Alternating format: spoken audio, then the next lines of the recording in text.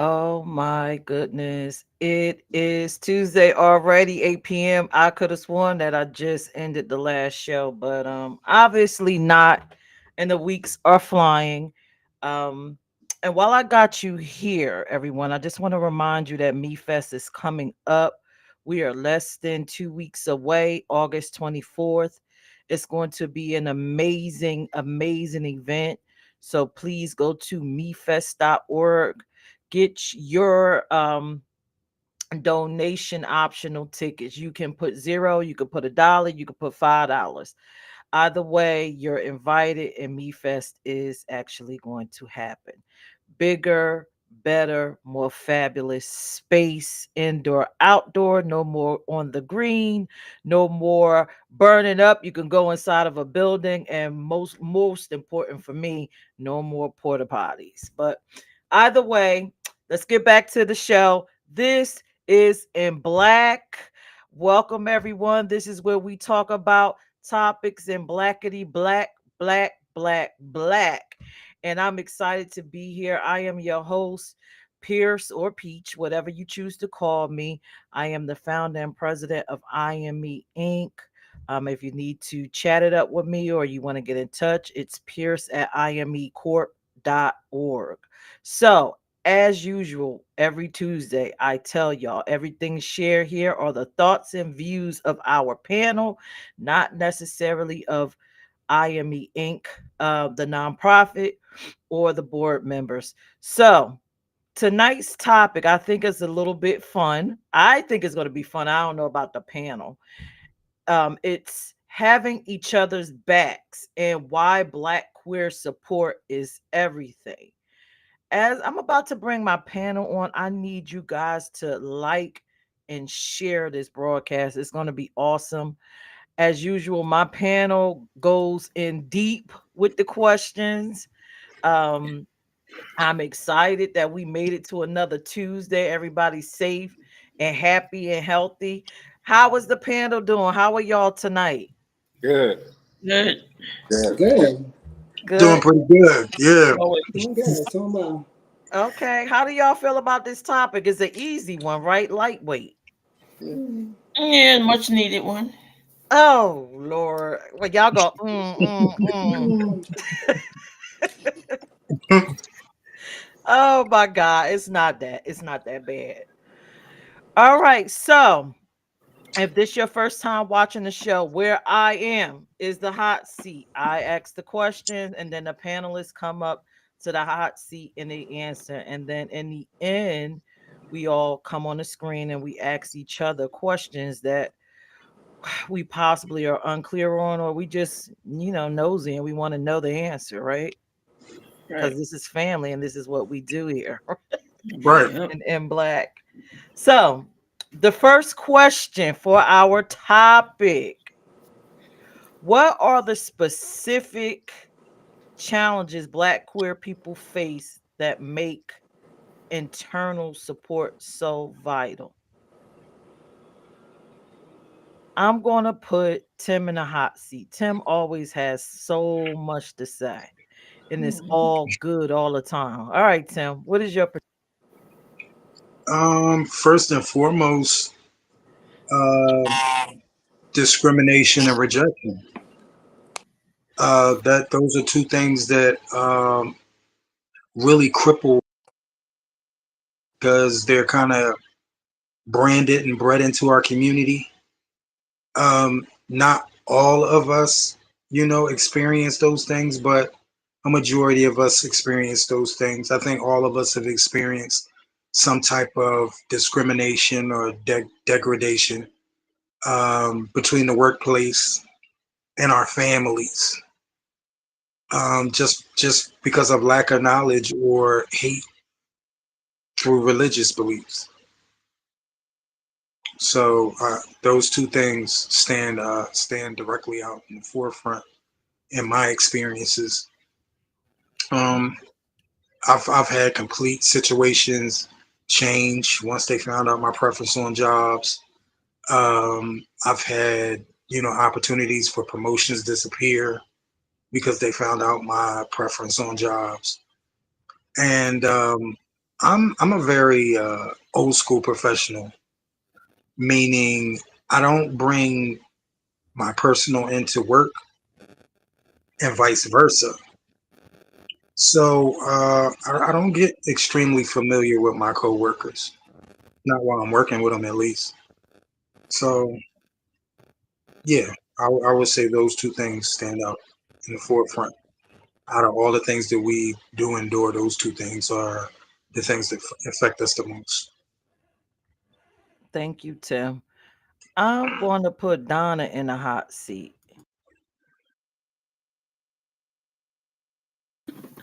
Yeah, so you're saying the specific challenges that Black queer people face that make internal support so vital, right? Yes. Yeah. So like Tim was saying, yes, it's well, as far as like being Black and queer, that's like two strikes already. Um yeah, it's bullying, it's racism, it's like you said, rejection, from family, sometimes friends. Friends can turn their back on you. They until they find out that what you are. Before they knew what you were, they were all lovey dovey. Now, when they find out you are in the LGBT community, then they want to turn their back on you. So we as queer community or the LGBT community, we need to help each other. We need to stick together. We need not to fight because we have so much craziness within our community that we can't even be a whole to even help each other because we always fighting amongst each other. So I think it's more so um, a lot of like these programs, like how we doing with the IME to bring awareness to knowledge and for people to understand that we need support, even from our allies. We need support, and that it's hard when you don't have that support.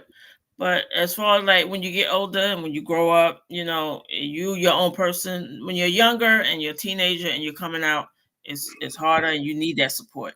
Like me, I don't care. I'm not saying I don't need it. I'm already out there, been out there almost like 40 years, and I'm comfortable. So I don't need that, and I'm retired, so I don't have to worry about a job.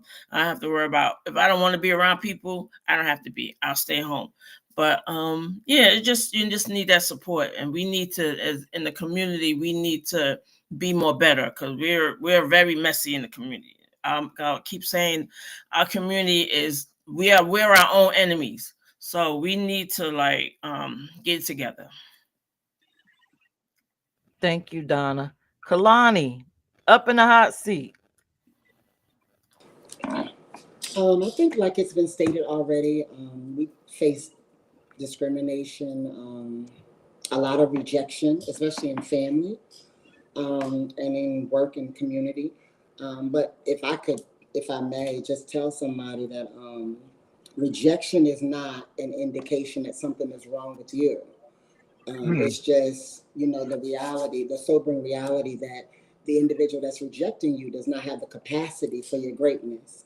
So you have to understand that community is one thing, but believing in yourself is another. And sometimes community helps with you helping you to believe in yourself. So I think that community is very important, especially when you're coming out, as Donna said, and you're new to the game. You got to have somebody supporting you, some type of support. And I think that's what a lot of the young people kind of miss these days is the support like we had coming out.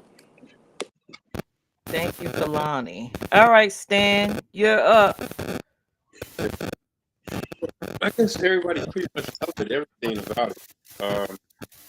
I only thing I can really add to it is that, and I think Kalani kind of said it too. Is you have to have confidence in yourself as well, and you you know you we I think sometimes we look for support, and then sometimes we don't get it. We get upset, or we have attitude about it, or we think we get this negative thing about community. But it's like anything else in life, it's you everybody's not going to be supportive. You can go, you can even in the whole gay community now. Nobody. You have some. It's like any group of people. You're going to have people that don't like you because they just don't like you. They don't like you. They don't like the way you look. You know. Um, I had somebody come to me one time, and we friends now, but they told me something like, Stan, I didn't like you for a long time, and I was like, why? He's like, I don't know. He said, I just didn't want to like you, you know.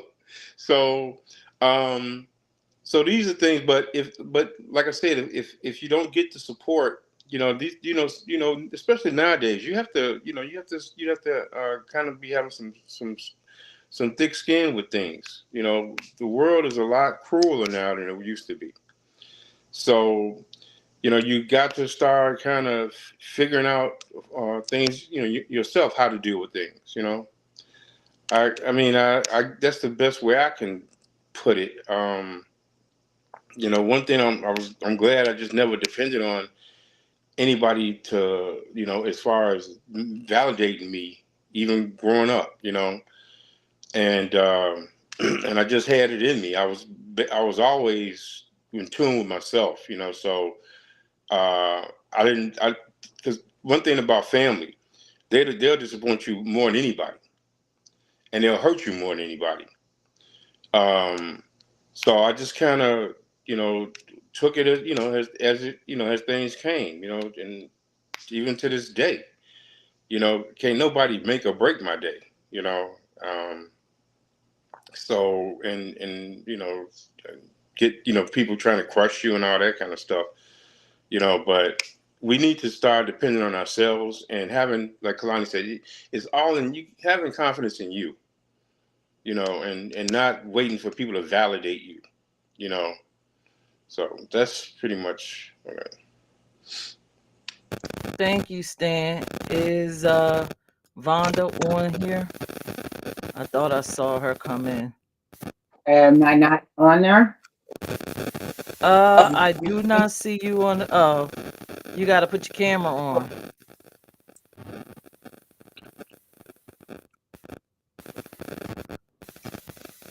I don't. Is that me crackling?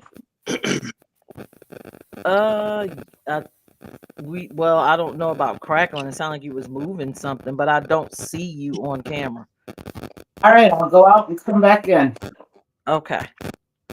So while we're waiting on Vonda to go back and come in, I'm going to answer the question myself. The unique challenges that struck me when I wrote the question, I immediately thought about um, employment and homelessness. Those are the challenges that Black people face, period. And I think it's worse when it comes to the LGBTQ plus community, the LGBTQIA plus community. Um, Shelters don't normally accept us in. And when it comes to a space where you are living authentically and you go for employment, it's very hard. So I think why it's, you know, exceptionally vital for us to support one another. If you are a business owner or if you own a home, we need to start looking out for one another and say, okay, I own this home. Here's a space that I can house a young or any black queer person that doesn't have shelter. I own a business. This is my opportunity to offer, maybe not all of them, but a percentage of those jobs to someone within my community. I think in those ways, you know, that is vital. I agree with everyone on the panel when you said yes, self acceptance and everything. But no matter how much you love yourself, it's just some things we can't control. We can't force anyone to hire us. We can't force anybody to give us somewhere to live. And of course, if you're a homeowner, you got to have income to get a home. You got to have income to start a business, you know. So I think in the necessary ways we can help each other. Vonda is here. Let me get her in a hot seat.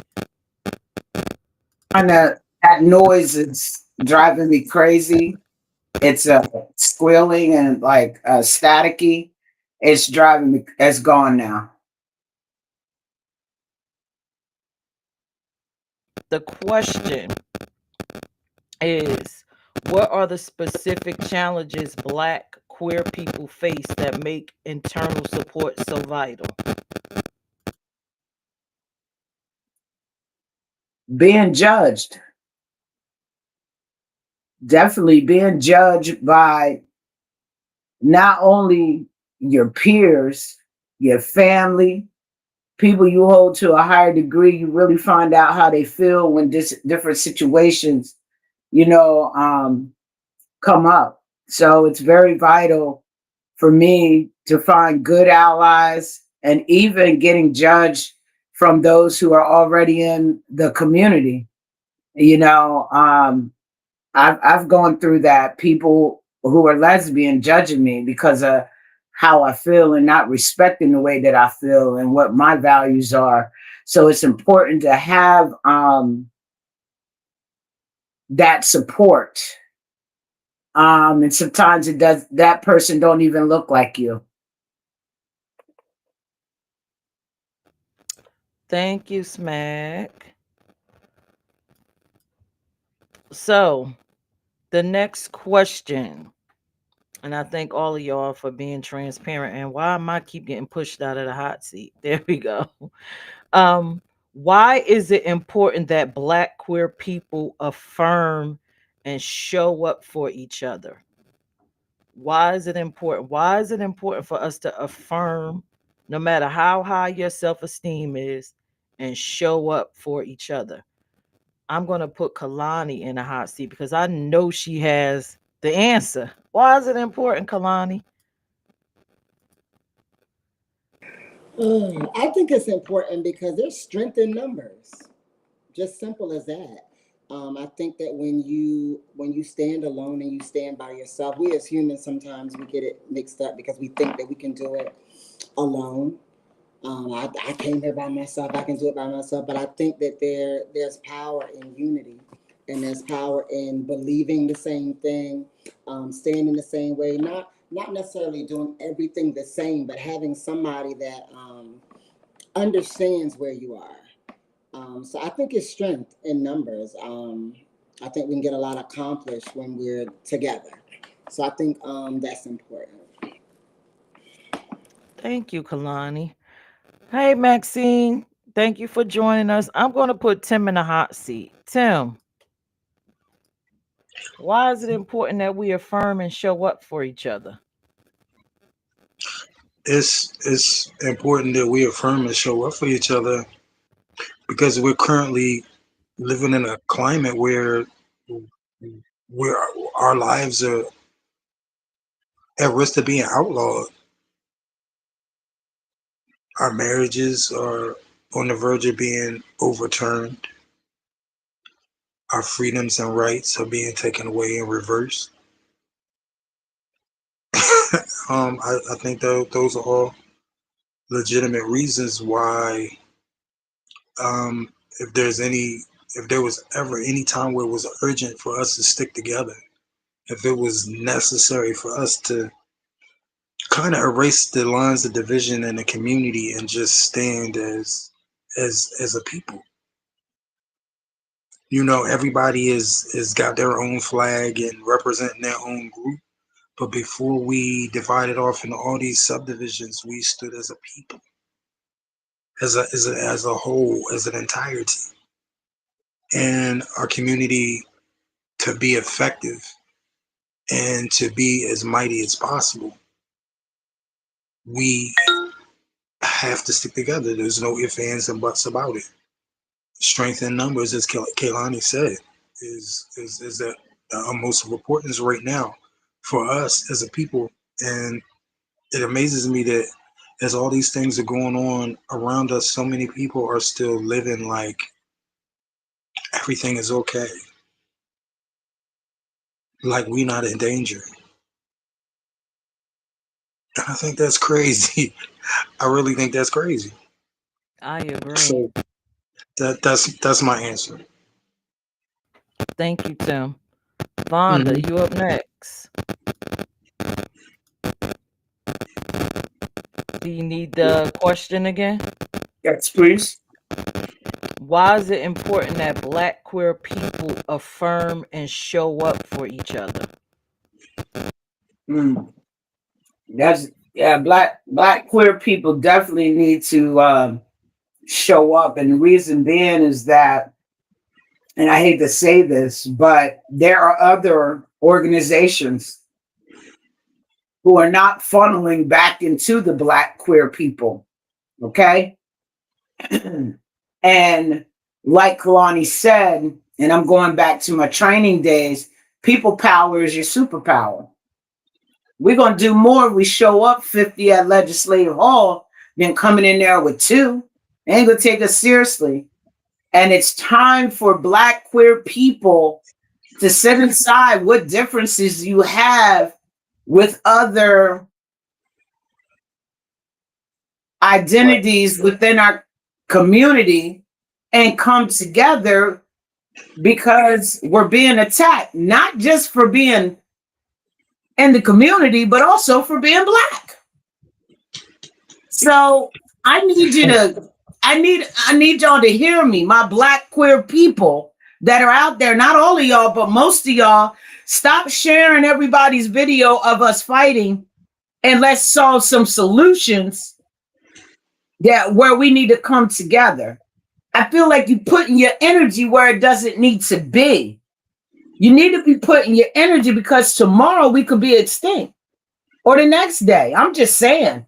When are we going to get real about this? Are you waiting for it to happen? You can't wait until the last minute to decide I want to do something about it. That's not strategic at all. That's too late. And then my thing is okay, we got some Black people who sit on a higher paradigm. I mean, on a higher level because they make more money and don't care about those that are down here.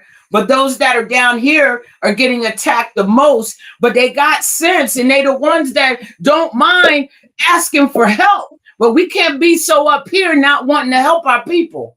And I'm gonna leave it there because I get passionate. Thank you, Vonda. Maxine, let's put you in the hot seat. Yes. All right. So, why is it important for the Black queer community to affirm and show up for each other? Well, I mean, I know we say in the black community because nobody else got our back like we do. And in the black community, it's like she was just saying, I'm just gonna go back on something she said. We'll stand out there and make videos and send stupid videos around and nobody support, like for instance, who's going to support I am right now but the community that's in it? You understand? So if a black person comes out and they start a business, we ain't got nobody supporting them. And then when you gay, that even makes it worse because gay is not really recognized the way it should be. So to be gay and black doubles the problem. I mean, like, I just totally agree with her 100% because Yeah, I've been through it. That's why I'm really saying it. I don't want to really go back to the past. Like I've been on the streets since I was 13 in the village, and it was a bad thing for us gay people out there getting bashed and all like beat with bats and all that, and we had no community that was helping us back then. Now we stand together. So right now we should all stand together. Thank you, Maxine. You're welcome. Oh, Tim has something to say. You know, I wanted to add something, and I heard it in two different people's answers. The black community, the black LGBTQIA community, will support everybody else's business except for a gay black business. Or the gay black businesses that they do support, they bring so much bullshit and drama that those places end up getting shut down. Those are two things that have to stop in our community. We got to stop complaining about everything that we don't have, and then when somebody puts something there for us, then we don't support it. But we'll go across the street and spend all our money at the YT clubs.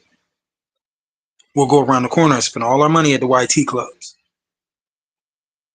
I'm sorry, I just wanted to add that before I forgot, because you know I'm old. Tim, bye. Oh God, come on, Stan. Well, I mean, it's important because if you are if you're a gay business, and if you get the support from your community, then you can grow, you can start employing other people, start training people things. You know, it's mentality. You know, and even in my business, I don't depend.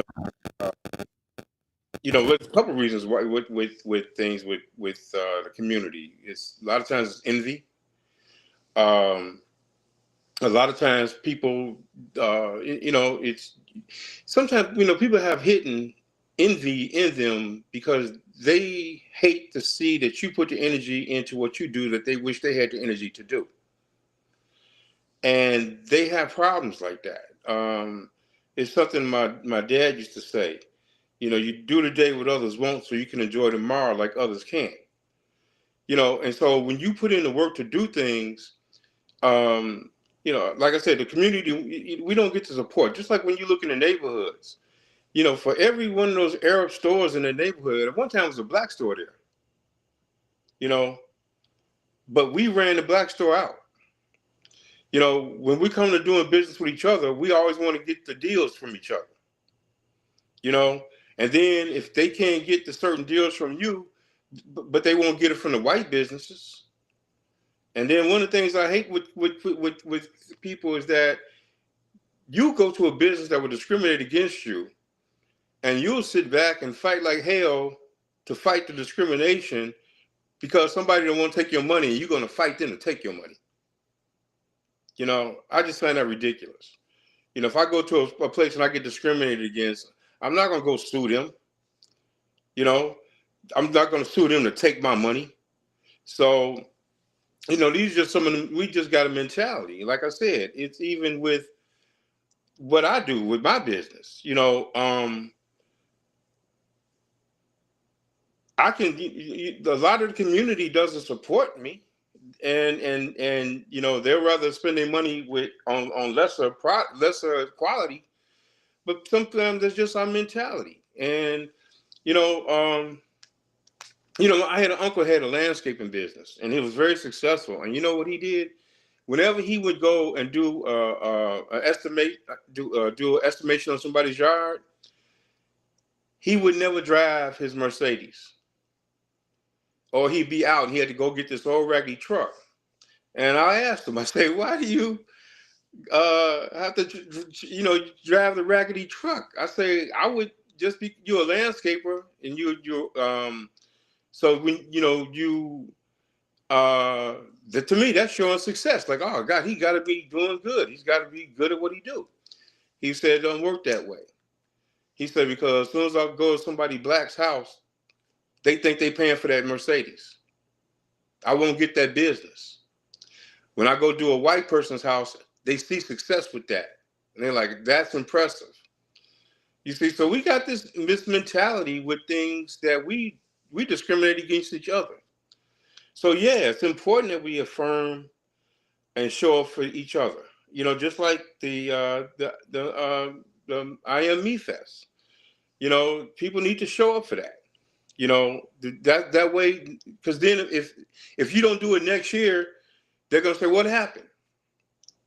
You didn't get the support. And then what you're doing can help other people, the vendors and people like that.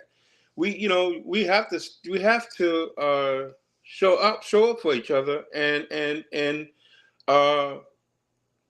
because that helps us. We can also employ other people, help us grow, and then people can learn. It's like but we just don't. Even as black people, we just don't have that. And like I said, when you're in that neighborhood, for every Arab store in your neighborhood that sells you bad food, bad meat, bad attitude, one time there was a black person there. But you're not going to do that to the Arab. That's what you would do to a black. You'll rather see a black go out of business and then accept the attitude of an Arab or a foreigner or Asian. And that's why people sit back talking about all these Africans and all because we were here first, but we ran each other out of the business. We do it to ourselves. If I had to depend on the LGBTQ community for my business, there's no way.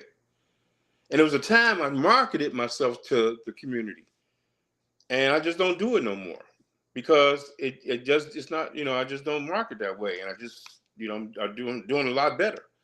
I would go and people want to sit and they like one girl asked me one time. I was at an event and she asked me about some kind of face stuff, and I said it was $15. Oh shit! Oh hell no, it's too high. But yet you'll go spend 50 at Mac, stuff like that. But like I said, I don't get caught up in all that no more. I used to kind of be in my feelings a little bit, but I just say, you know what?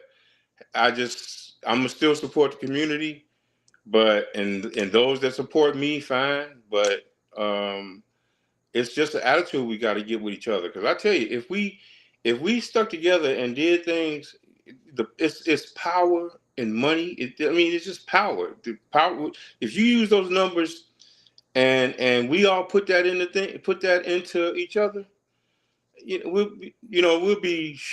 Just same thing with black people. If we all stuck together and did things, but we just don't. So that's just it. But that don't mean give up. And I don't give up on community at all. Not at all. But I'll be out there on the 24th to support. So yeah. Thank you, Stan. Donna, you are up next. Oh, thank you. Okay, you said affirm to show up and show out for each other. I say if we don't do it, nobody else is going to do it for us. But again, like I said, I'm always say the black community is messy, the LGBT community is messy. I don't care. I'm ruffle feathers. I don't care. This is my feelings. And in the black community, we're never going to prosper. We're never going to get ahead. In the LGBT community, we're probably never going to get ahead because we're always bickering with each other. We want to try to get together, but it's not. I have no faith. I'm sorry, I don't have no faith. We will never ever get together and be one, because we all, if it's not the people hating transgender people hating bisexual women, people hating stud on stud, people hating femme on femme, it's like it's always something So we would never, just like the Black community, we would never prosper. In the LGBT community, we would never prosper. Sorry. Thank you, Donna. Kalani, was you in the hot seat yet? Yes. She was. Oh, it looks like she wanted to To the say business something. part. I'll wait till we get to the business part. Oh, okay. Yeah, I'll wait. All right. All right. So I guess it's left up to me to answer. Maxine has something to say. Oh, Maxine, you got something else to say? Like I agree with you what you're saying is going on, but that's where we make the stand at. If we can start a change, then we can make it better. Once they see us all getting together and changing, it can probably have them do the same. So this is a good step. We start the change and bring it to everybody else. Because once they see us growing, that's how stuff happens. You grow, you make it better for everybody else. So it might change, D, and you might be the one that changes the group. I bet you $50 million. Don't fifty do that. million dollars. Don't do that because stuff can change. I bet you $50 million that I'm telling you it will never get better. Let's I let's let's gotta put the faith in disagree. God. I gotta Been in disagree this for because 60 something years, almost about 50 something years, and it's still the same. Nothing has changed. Nothing has got But better. no one tried.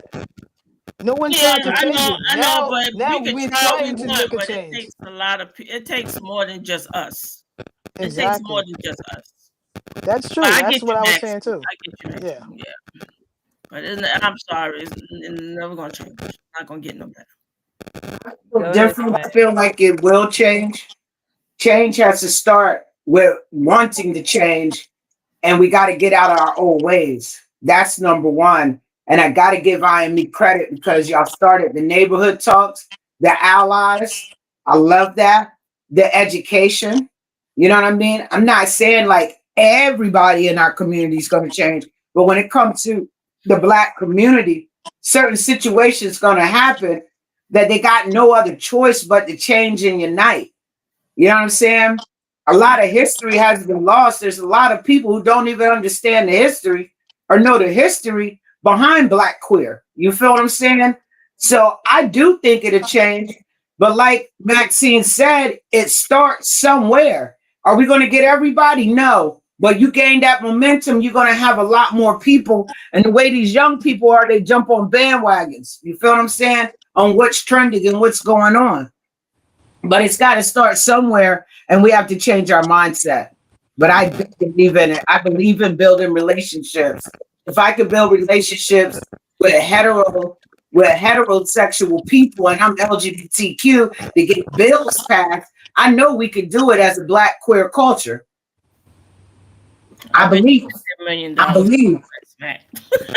Thank y'all.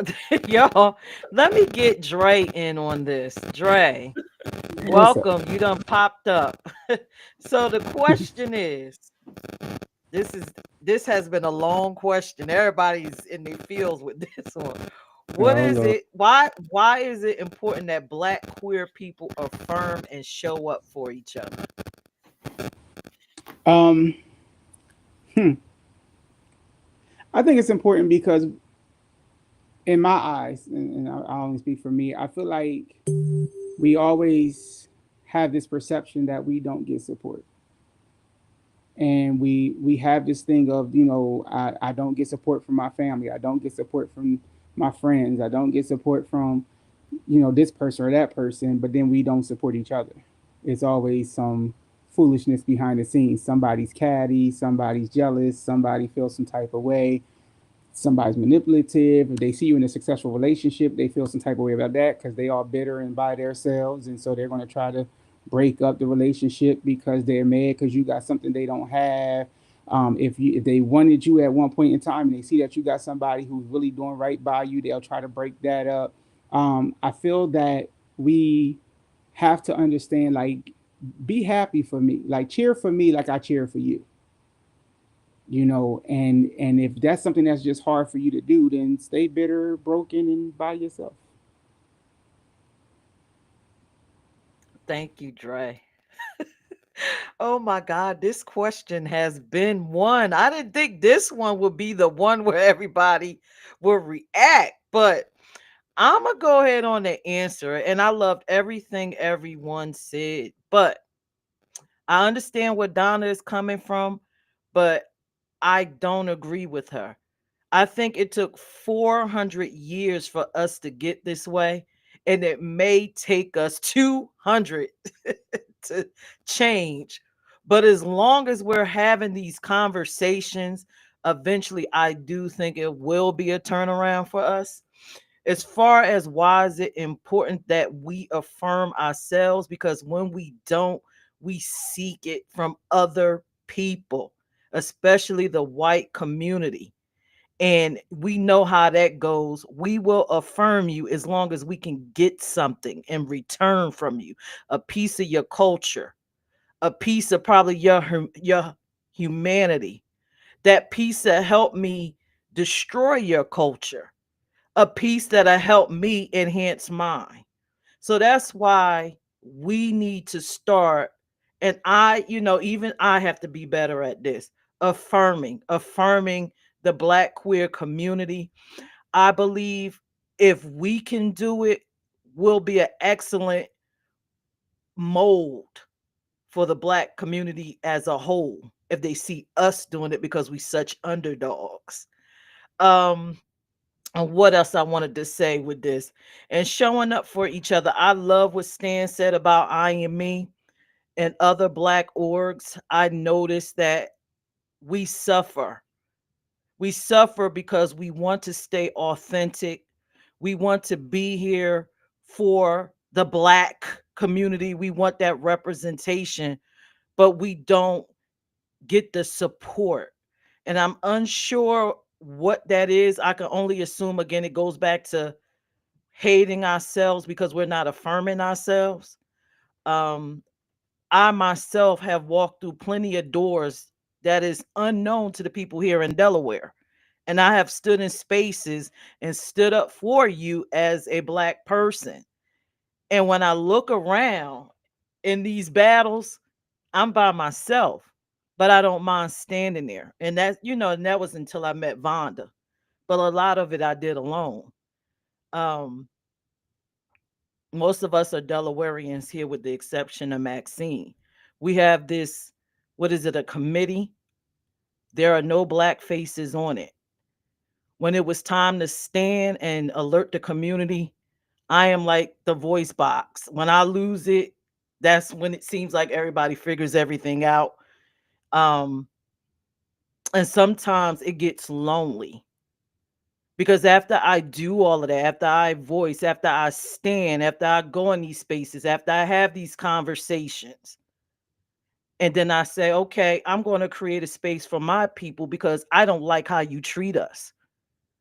And then when I have my stuff, I don't see you behind me. I don't see you showing up at these spaces, but I see you at the spaces where I had to kick and scream and yell for you to be there. A lot of the opportunities that you have, you don't realize is because I was in that space screaming. I see y'all on stages, yes, and I am happy that you're there, but I had to scream and kick and fight. And I'm sure you're not even getting the correct funding or funds to be there, the payments. So that is why it's important for us to affirm and be there. We have to, and I don't want to sound like a separatist, but I guess it does. I believe we need to segregate and build together, strengthen ourselves. That way we can sit at tables and we can have real conversations. And we do have the numbers. And you don't have no choice but to respect us because when you don't, our dollar goes with us. And that is, my perspective. I saw Tim wanted to say something. Um, as somebody that worked in two industries, I was a bouncer in the clubs for 13 years, and I've been an entertainer in the club for 32 years. So I've seen the clientele, the black clientele that comes into these black clubs is so disrespectful. And it's like they don't want to spend money. They want a discount on everything. It's like, how do black businesses grow when we as people trying to get a shortcut or connect on everything when it comes down to a black business? We need to thrive just like every other, our businesses need to thrive just like every other businesses. When you go to the Caucasian and the Asian businesses and spend money, you don't ask for a discount. You pay what those people ask you to. Also, the most disrespectful and unruly crowds in these clubs. And I'm a black man. I'm sitting here black as shit. But the hardest crowd to work with that wants to spend the least amount of money and look for a handout or a shortcut is always our people. Because they ain't We got no damn home trainer. But I mean, if these businesses are going to grow, I mean, because if we supported our businesses the same way that we support white businesses, we would have our own everything. Do you understand?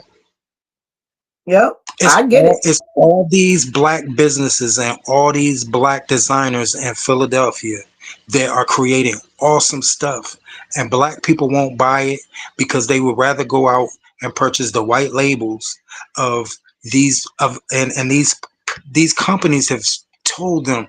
Ralph Lauren has told them. Donna Karen has told them. Balenciaga has told them our things were not made with colored people in mind. So you know why they're that way, right? So Because we of will the go. famous black people that wear that mess. So the person, if they want more black people to wear their, I'm just saying, if they're designers, get some of these main black people who are out here. I mean, if they, and stop worrying about why black people aren't supporting you, go and find your supporters. You may have to invest in someone famous wearing your shit. I'm just keeping it real. And I then mean, black but people will catch on. artists at the bottom can't afford to do that, Vonda. They can't afford to go out and get Michael Jordan or LeBron James or, you know what I'm saying? Yeah, but it's not going to change. They got to invest into the business and take it where it is and find the that's people that will exactly buy what their I'm stuff. saying. If That's you can't exactly what I'm afford saying. marketing and you're selling $500 clothes, something is not right. I'm sorry. And you got to check on your marketing. Go find your people. I'm sorry, bro. You got to go find your people. And that's with any business. Find your people, as Ella J. Baker said. Find your people. Because, like Donna said, we're not going to get people to change overnight for a thought that they've been doing for 400 plus years. It may take 200 years for somebody to catch on. And this is just how our black people are. They'll go and purchase it somewhere else, not complain about the price because they're a chain or whatever. But That's when what it comes to us small businesses, they want to give us the hardest of the time. Those people that's you what got I to just stay said. away from. You got to stay away from them because they ain't going to spend. You can't keep saying, why won't you spend with me? Man, go find your people. I'm keeping it real. Right. Ooh, While we this post wasting is energy, we could be putting but it somewhere else. Kalani has something to say. I was gonna wait until we got to the business part, but I gotta say it right now.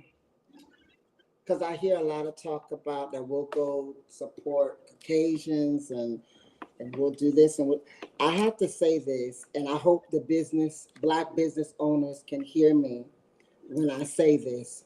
Read my lips. A lot of times when I went to support black businesses, no excellence. Things were thrown together, and it was just like, oh, hey, you're black, you just like us. I mean, just take it like that. A lot of them lack excellence.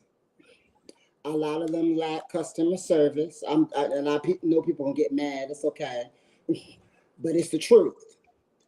If we're going to contend with other businesses from other different races and different people, and we want to sell to the black community, you need to have your stuff at a certain level.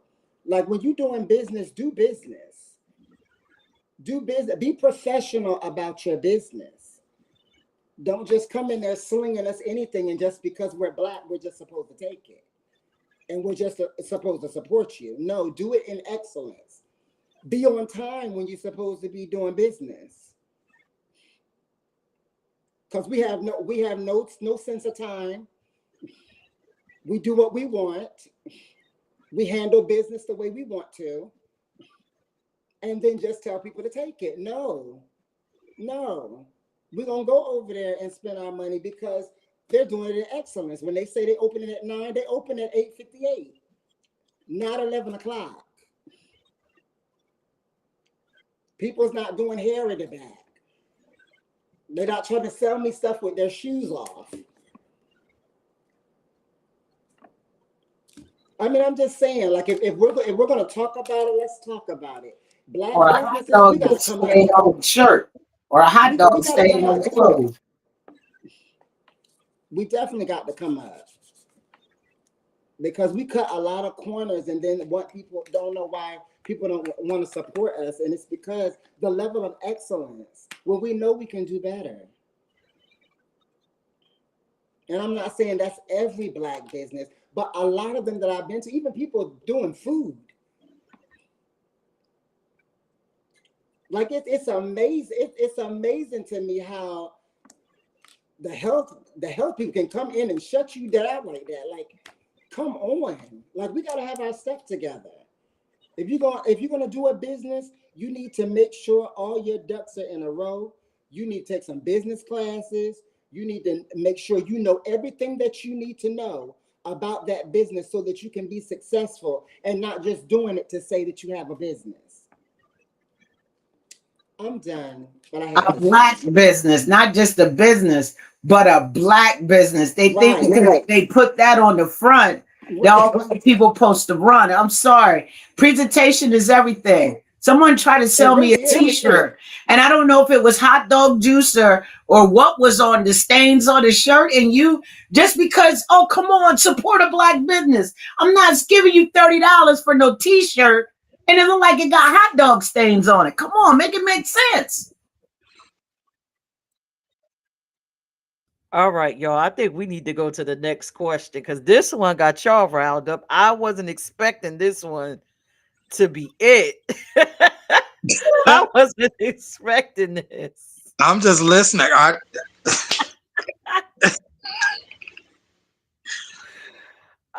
But just I love everybody's perspective, but I think Right. sometimes, I kind of side with Tim. I think Tim was trying to get something out.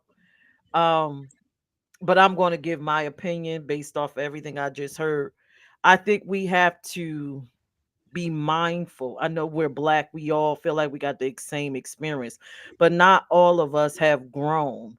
Some of us haven't had the opportunity to be around the people that you were exposed to, that taught you how to be excellent, that affirmed you, that had gave you possibly the opportunity to get education. Some people are just pulling it together by off just pulling, what is it, putting their boots on the ground and coming out and starting something.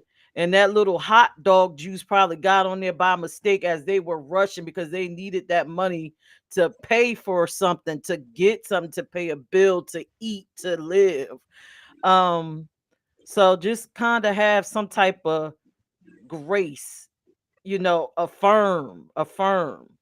If you don't buy the product, Hold up, Peirrce. wait a Nah, minute, the let me second finish. t-shirt Let came me with hot finish. dog juice. If you don't buy the product, that is a opportunity to say to that person, I love what you're doing, but the reason why I didn't buy this is because of this. And I'm unsure if anybody told you. But if you want to level up presentation, is everything. Sometimes, and that's in the space of affirming, because sometimes some of us just don't know. Peirrce, And can I I ask had a to learn question? that. Can I ask a Yes. question though?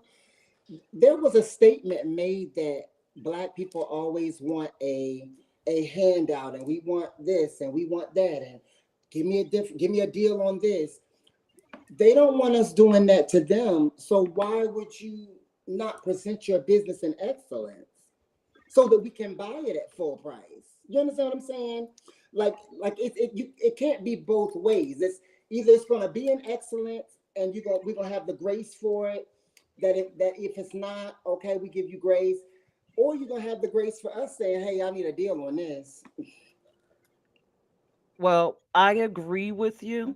And that's why I said that's a perfect opportunity to affirm them into the gracefulness.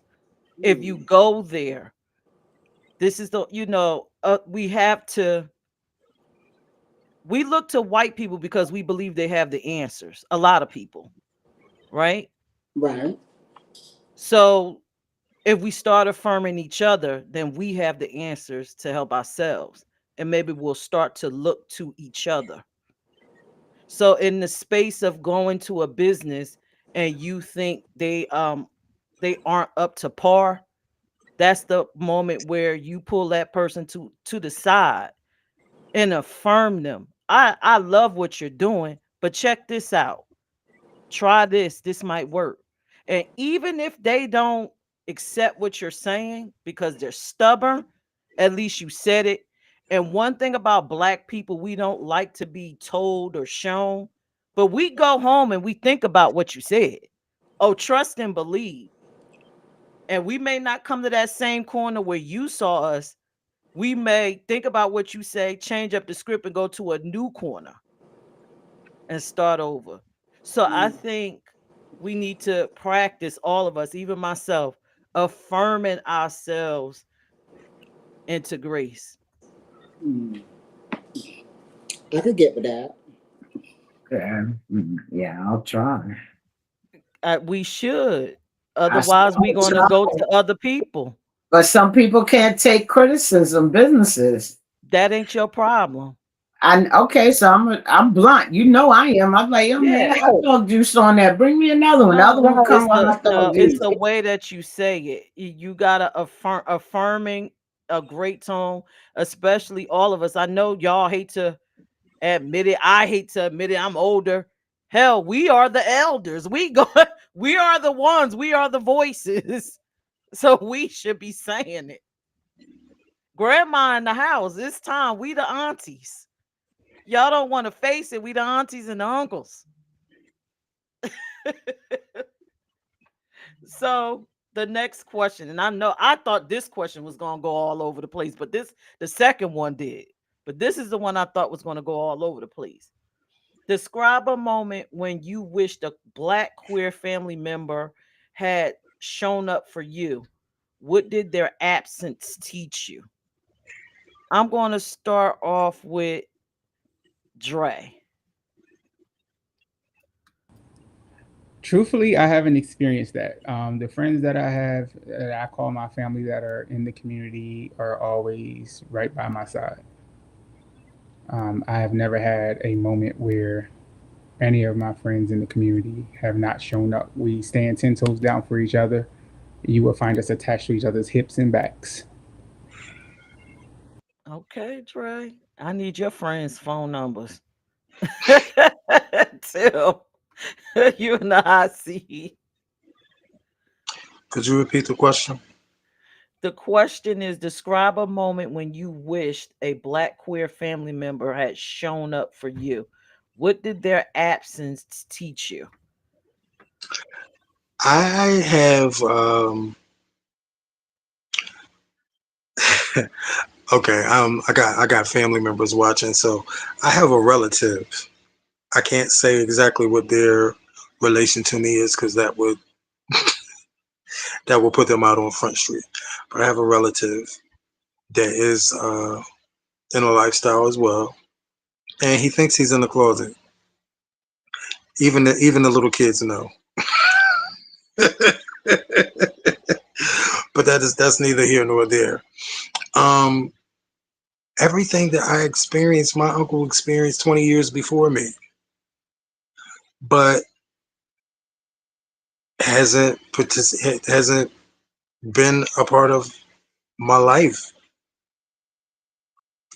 He knows about me, I know about him, but he hides everything. So we can't have a relationship because he's afraid for me to know. Even now, I'm a 50-year-old man, and he doesn't want me to know anything that he does, and doesn't want me to know anything about anybody he talks about. And that was just odd to me because when me and this man is in the same room, if he were to walk in the room, you would say, Tim, that's your dad. Tim's dad is here. Like, I'm the splitting image of him when we have so much in common, but he chose to not have anything to do with me as far as the lifestyle is concerned.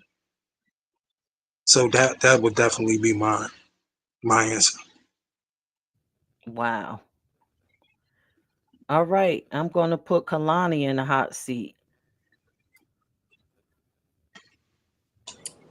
I think that I'm kind of like Dre. I never really had no one not show up for me. I'm usually the one that shows up for everybody else. Like, you should probably ask them. When did I ever leave them?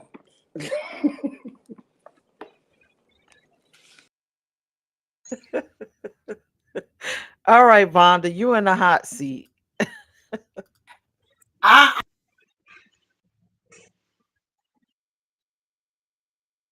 had a situation like that. Um, I'm back. I really had a situation like that. I mean, and if I have, maybe you could give me some trigger words because I got chemo brain right now. I don't remember because I just do my thing. If I invite you and you don't come, that's on you. Don't ask me how it went. That's just how I am. I don't know. I guess the commitment ceremony can ask you after that. I guess I can ask you after the commitment ceremony and let you know because my family, immediate, are you talking about like our blood family? No, the queer community. Oh, okay. Queer family Yeah. members. Yeah. When people ain't showed up, I like pushed them to the side and you wonder how I got to where I am. Okay. I thought you talking about like, my immediate family, my bloodline. But yeah, friends, I got two best friends and that's it. And they always show up for me.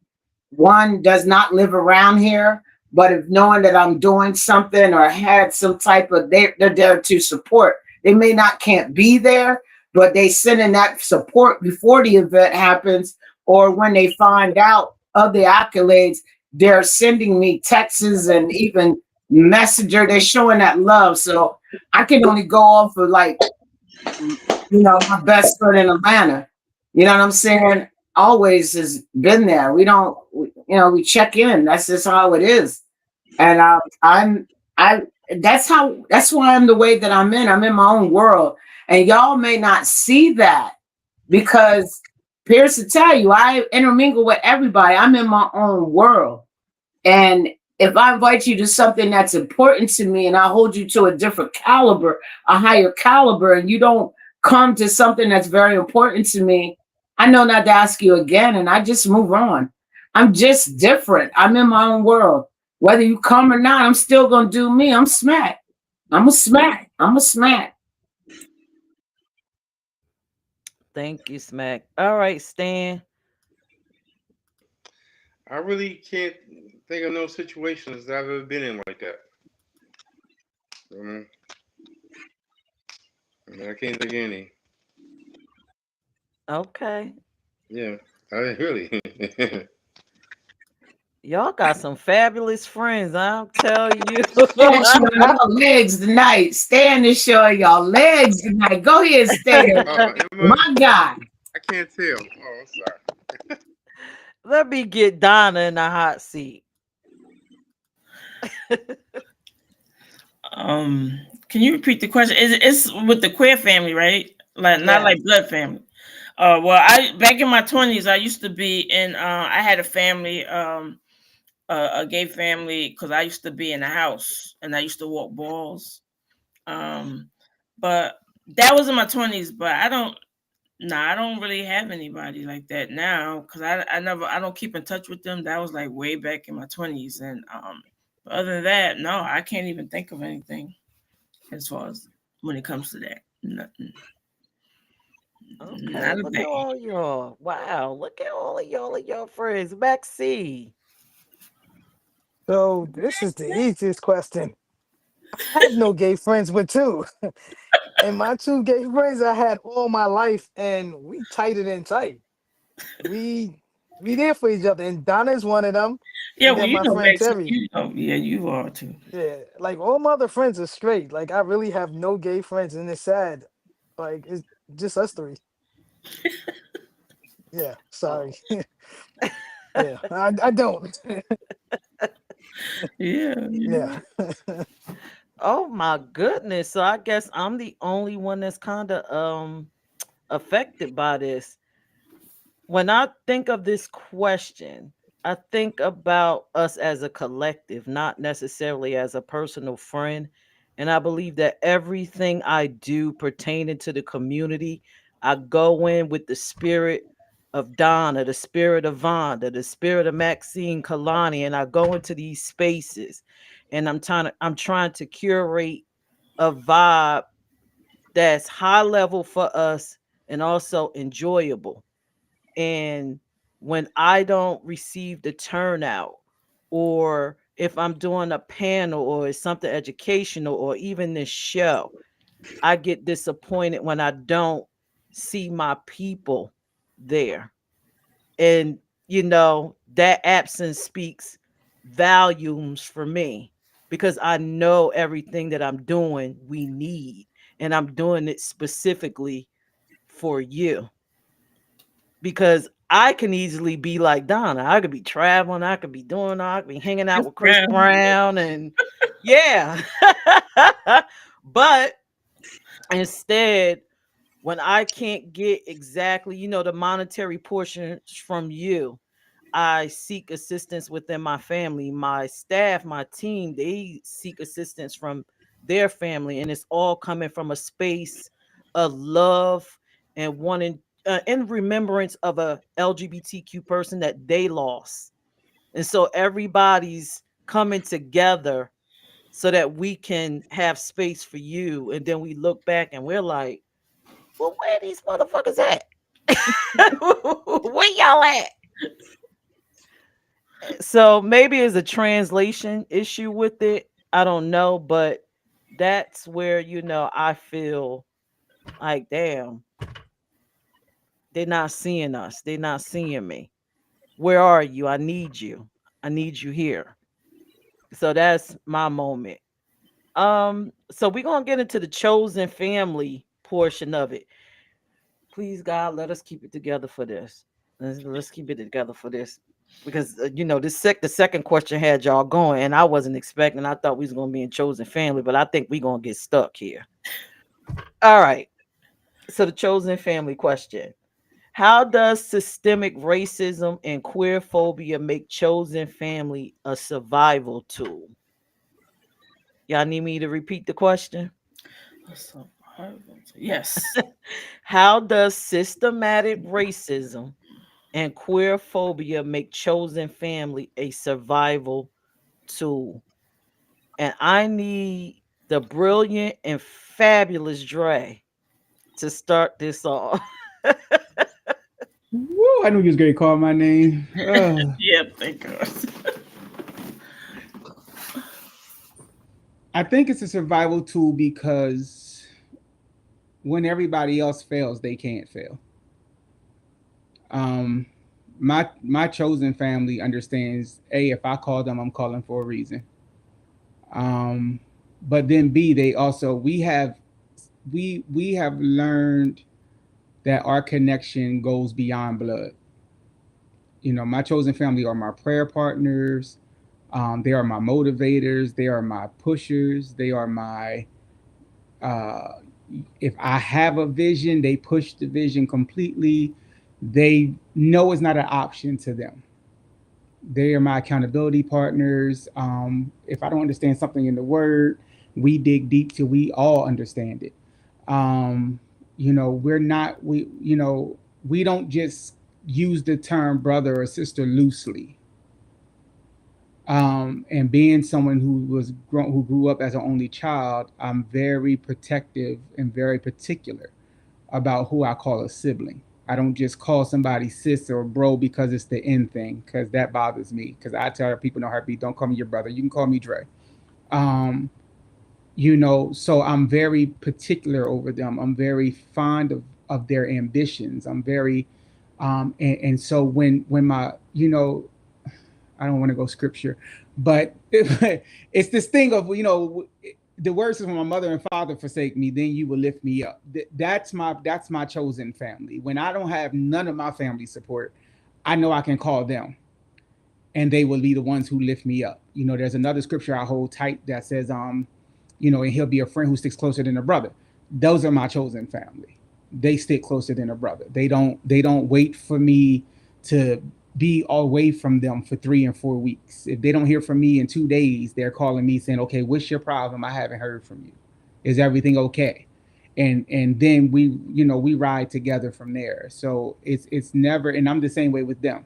They would never be able to say they experienced a bad day by themselves, and they're the same way with me. So I believe that a chosen family is significant, and even with systematic everything, because I have a weird family. My blood family is weird. Um, so I have, you got some who just are out there and they don't understand the concept of, this person is in the LGBTQ lifestyle because they choose to be, based upon who the person is and how the person acts and how the person reacts to things. But my chosen family is the family that my whole family can fall, and I know I'll still be standing. And in the words of Tim, that's my answer. Speaking of Tim, come on, philosopher Tim. Baby, can you do me a favor? Can Yes. you save me for last so I can get my whole answer out? Sure, Tim. We got to put Thank the you. philosopher back on the shelf for a Yeah. minute. Put me last so Vonda, I can get it all out. Vonda, Yes, ma'am. you ready to answer the question? Repeat the question again. How does systemic racism and queer phobia make chosen family a survival tool? Mm. Well, systematic racism already limits where you can go, how we're treated, the queer phobia, all of that.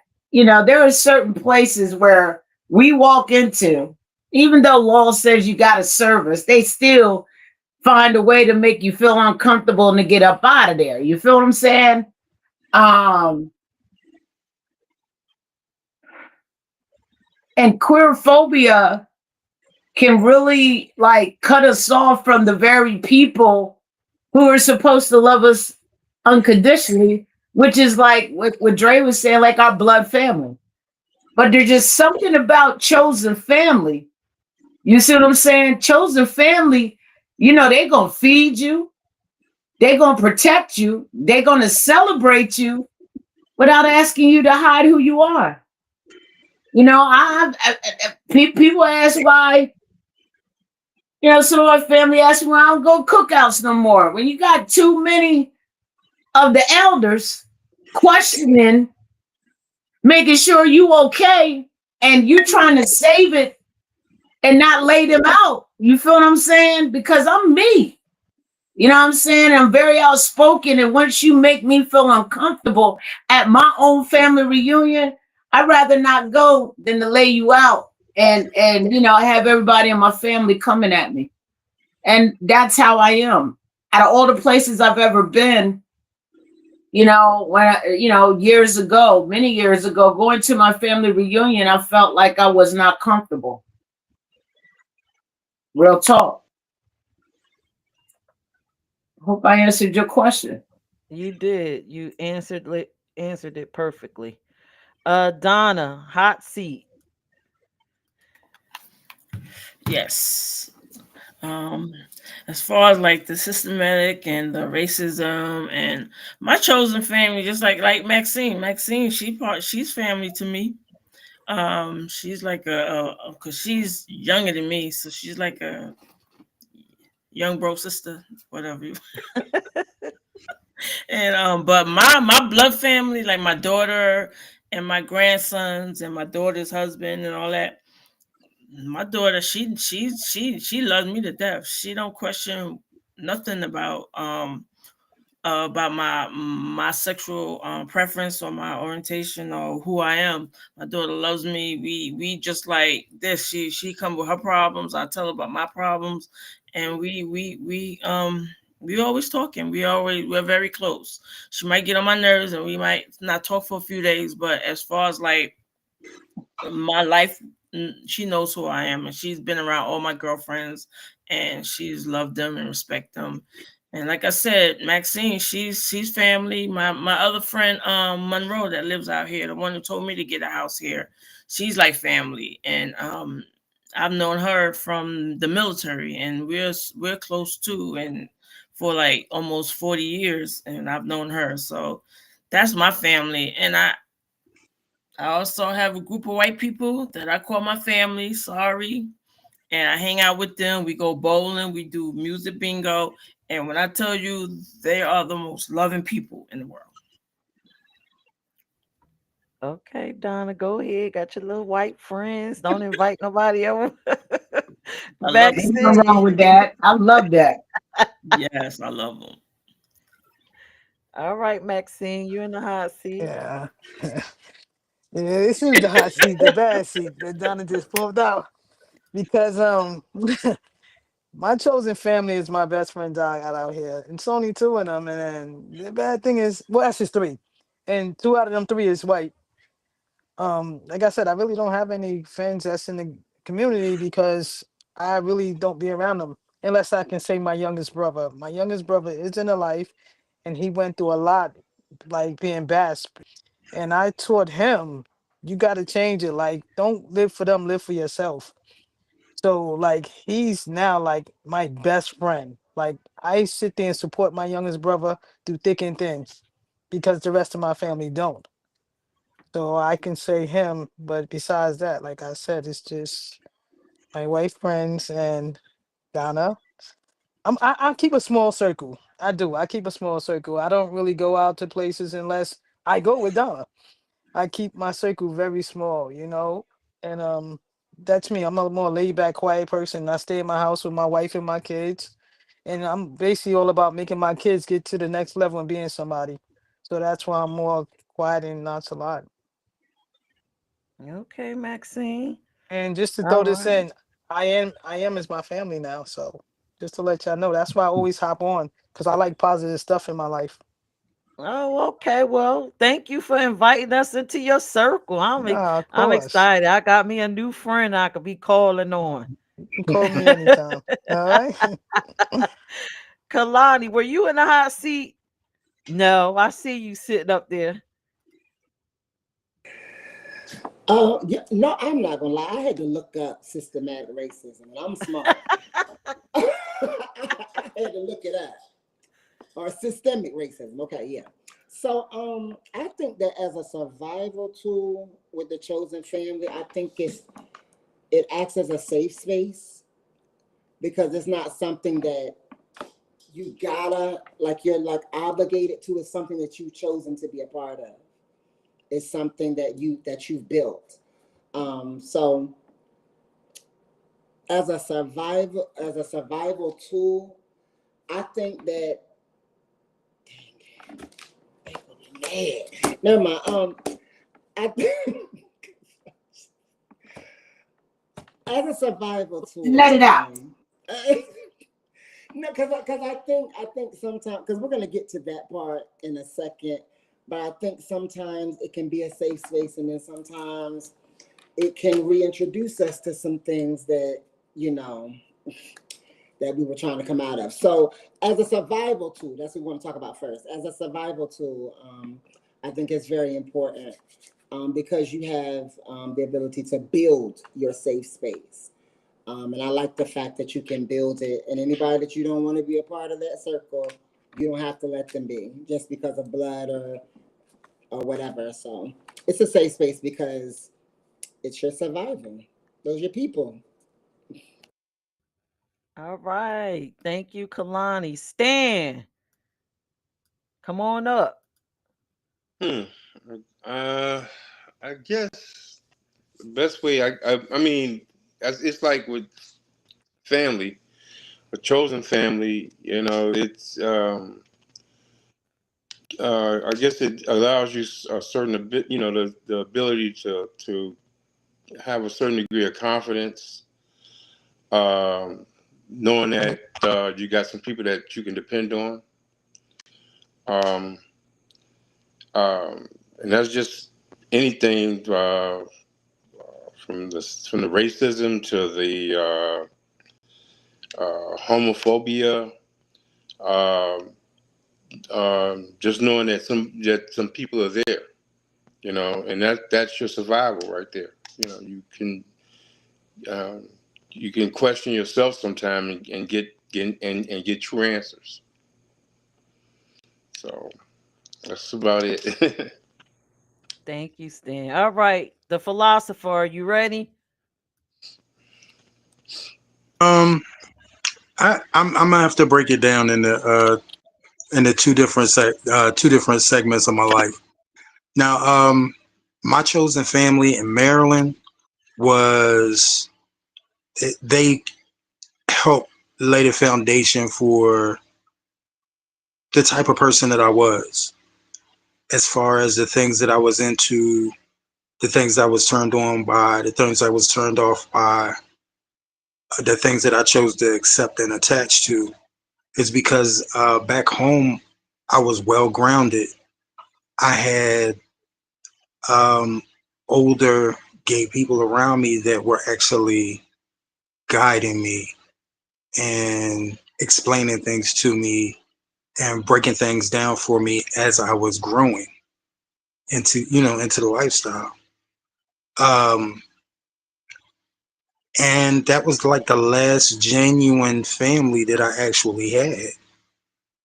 Then when I moved to the city, my mother's oldest sister, the matriarch of our family, was lesbian.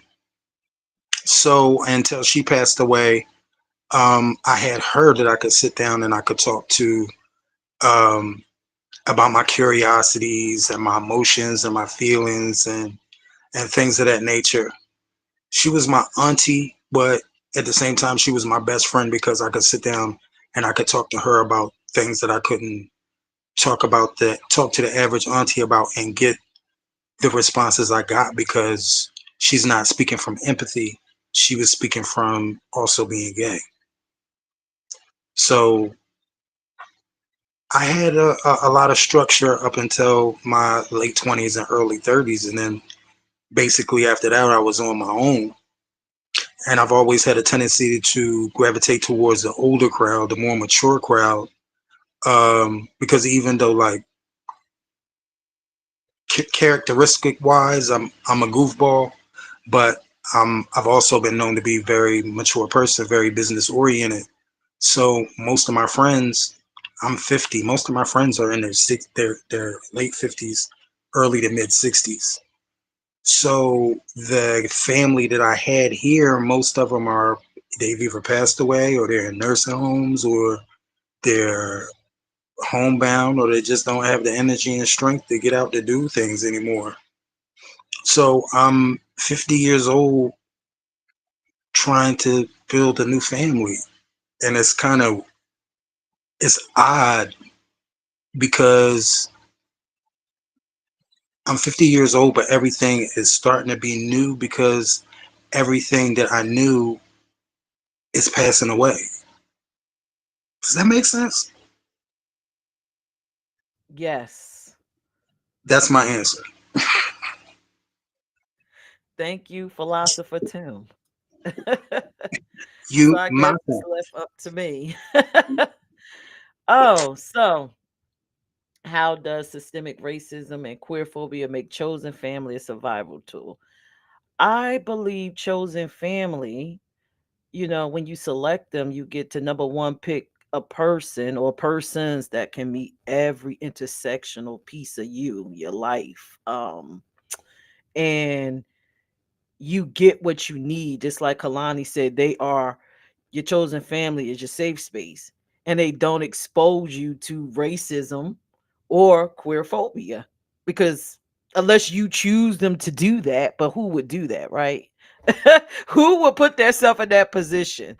So when it comes to chosen family, I have to go back to me and Vonda. And this is going to make y'all laugh, right? Because Vonda was my friend and she was my chosen family when I started coming out fully. She was my friend, she was my confidant, she understood everything. For a moment there, and this is probably going to piss her off, I kind of looked at her like, oh, maybe she could be like an elder, or she, jumping me into the community, um like a little mentor or something. But then y'all see where that went, right? You see where this mentor went. So that's the importance of the chosen family. They just meet all your needs, and then when they don't, you part ways. It's not ugly. It's not really too judgmental, and you move on with that understanding. But yeah, chosen family to me is everything. Everything, because they get it. They get it. In I'm surprised. defense, I'm surprised Vonda ain't jump in and say something. I'm trying to. In defense, when we met was during a time where I was taking my time. I wasn't, I was done with relationships, y'all, for real. I said, if somebody come along, and I prayed to God about this, I'm going to take my time with it and be their friend first. And that's what it was. I lied to y'all not. I'm just saying that in my defense. You know what I mean? And it was perfect. The whole image.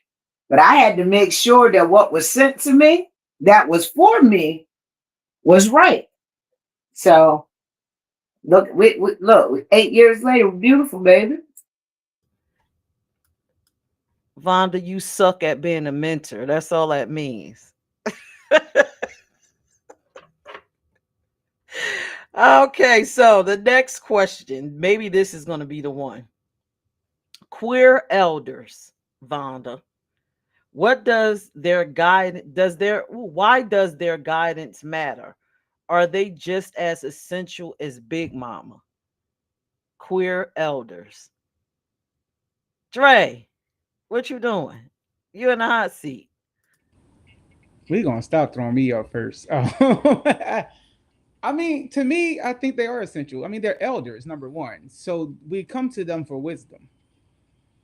Um, my biggest pet peeve is elders who don't realize they grown and they elders, and they still try to attach themselves to as if they still young.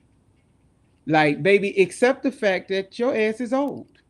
So if somebody is coming to you, they're coming to you because they need the guidance, they need the wisdom, they need the. I can't stand somebody who is not. You're an elder and you give no good advice, and you will watch somebody go through some things and you will suffer.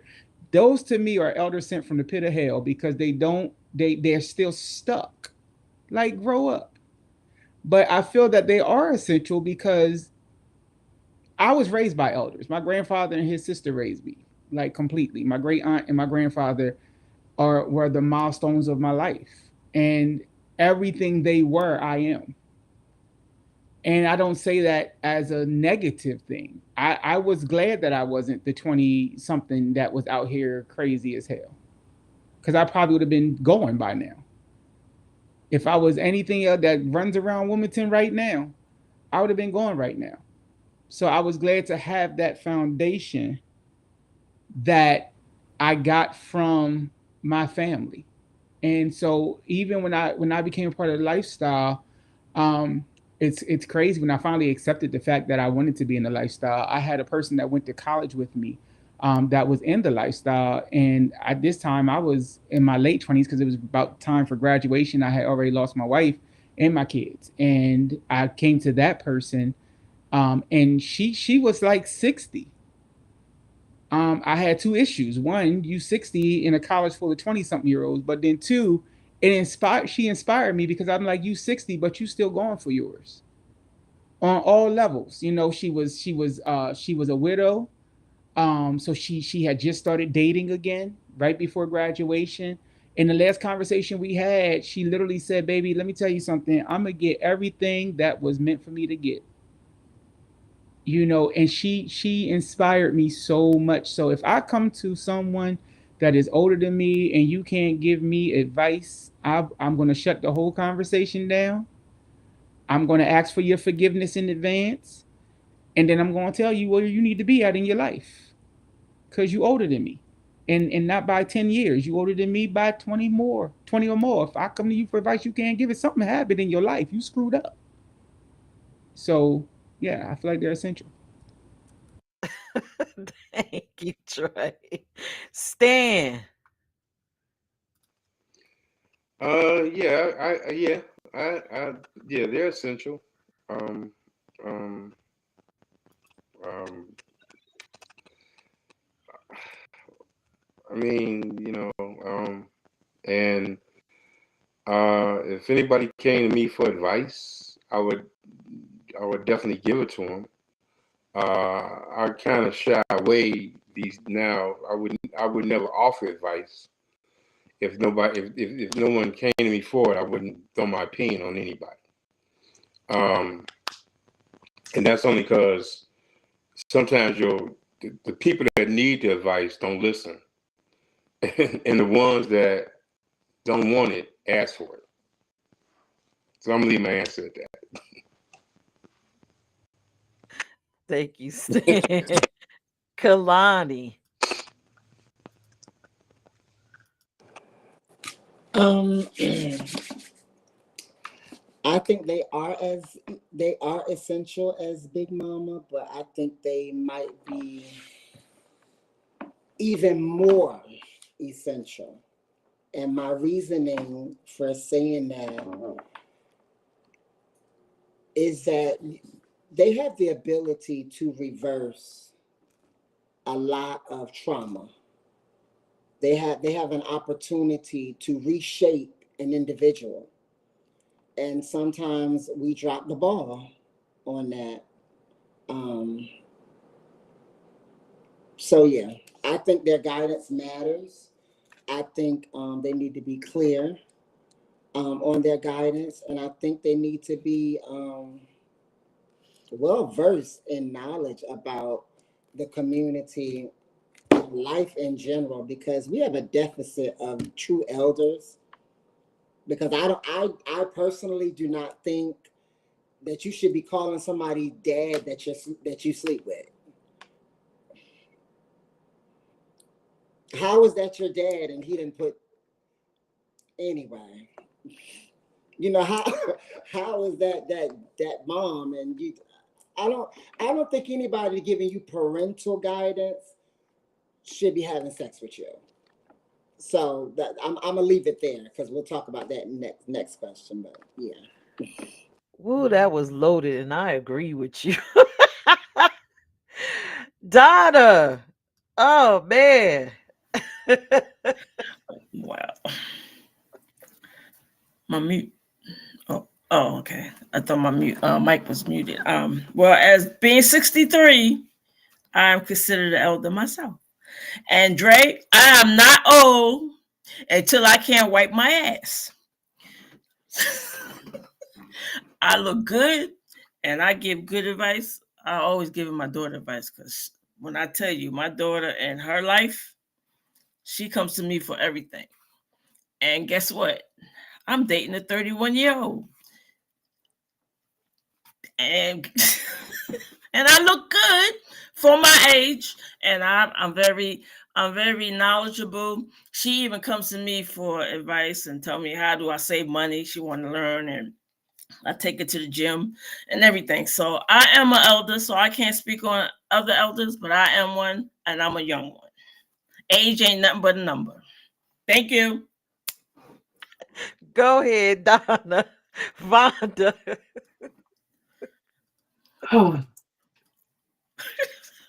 Yo, I love it, Donna.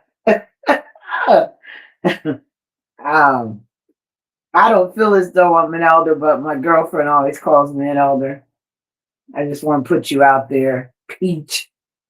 But I really look up to elders. And the reason for that is because the elders that I go to, some are in the community and some of them aren't. They live a life through when things were rough. You feel me? And they could share those stories. You know what I mean? And those strategies that kept them safe, kept them alive back then. You know, that's how I learned how to move through Salisbury from Boney and Bob, who were two gay people in my life, and they were much older than me.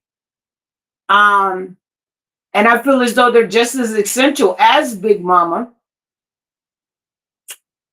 And then the people I've met along the way that have shared stories that are in different areas than Delaware. You know what I'm saying? And just hearing their story, and here, you know, they're in their 70s and the other ones in their 80s, just hearing their stories of how they had to maneuver being a lesbian in New York, and the other one was in Texas. Very two different experiences, but sharing those stories help you. And then when I speak to my father as a civil rights activist, and you know, the things he had to go through, and even my grandmother, some of the stuff she shared with me being from, you know, Harpers Ferry, Virginia. Come on now. You know what I mean? The stories she shared with me helped groom me to who I am today. So it's not just you know, the queer side, you know, from, you know, it's also just being Black, period. And I feel like those elders, they're living, they're like a living, well, my grandmother's no longer here, but at that time they were living archives who are resilient and that were here to tell their story. And in some cases, some of it's in books. And that's how we grow.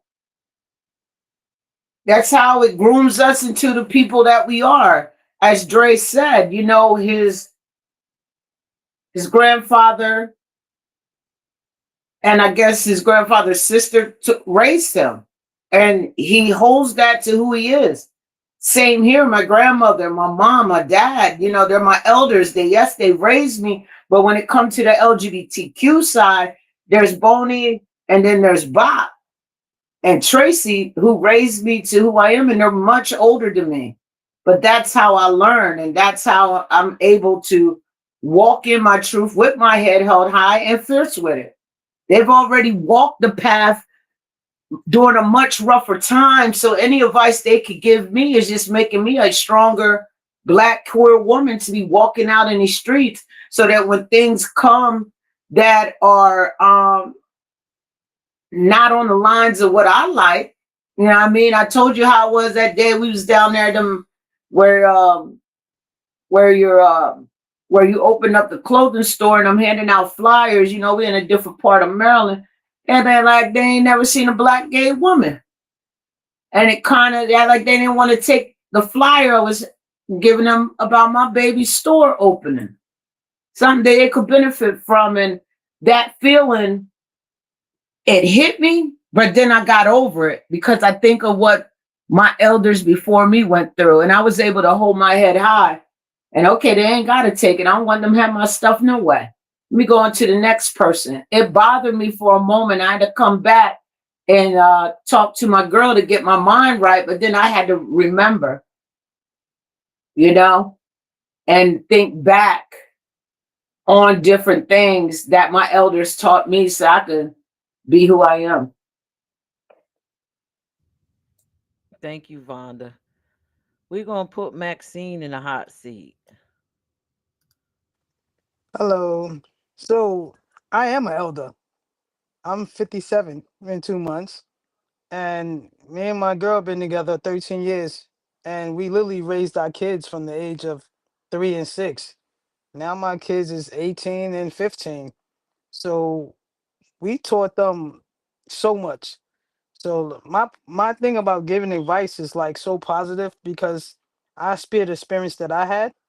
Like me growing up, I was 13 and the first female I dated, she was like 37. I didn't find that as I got older, I realized it wasn't a relationship, it was child molestation. Like, so I have a lot of knowledge of growing up and what's not to do and what not to do.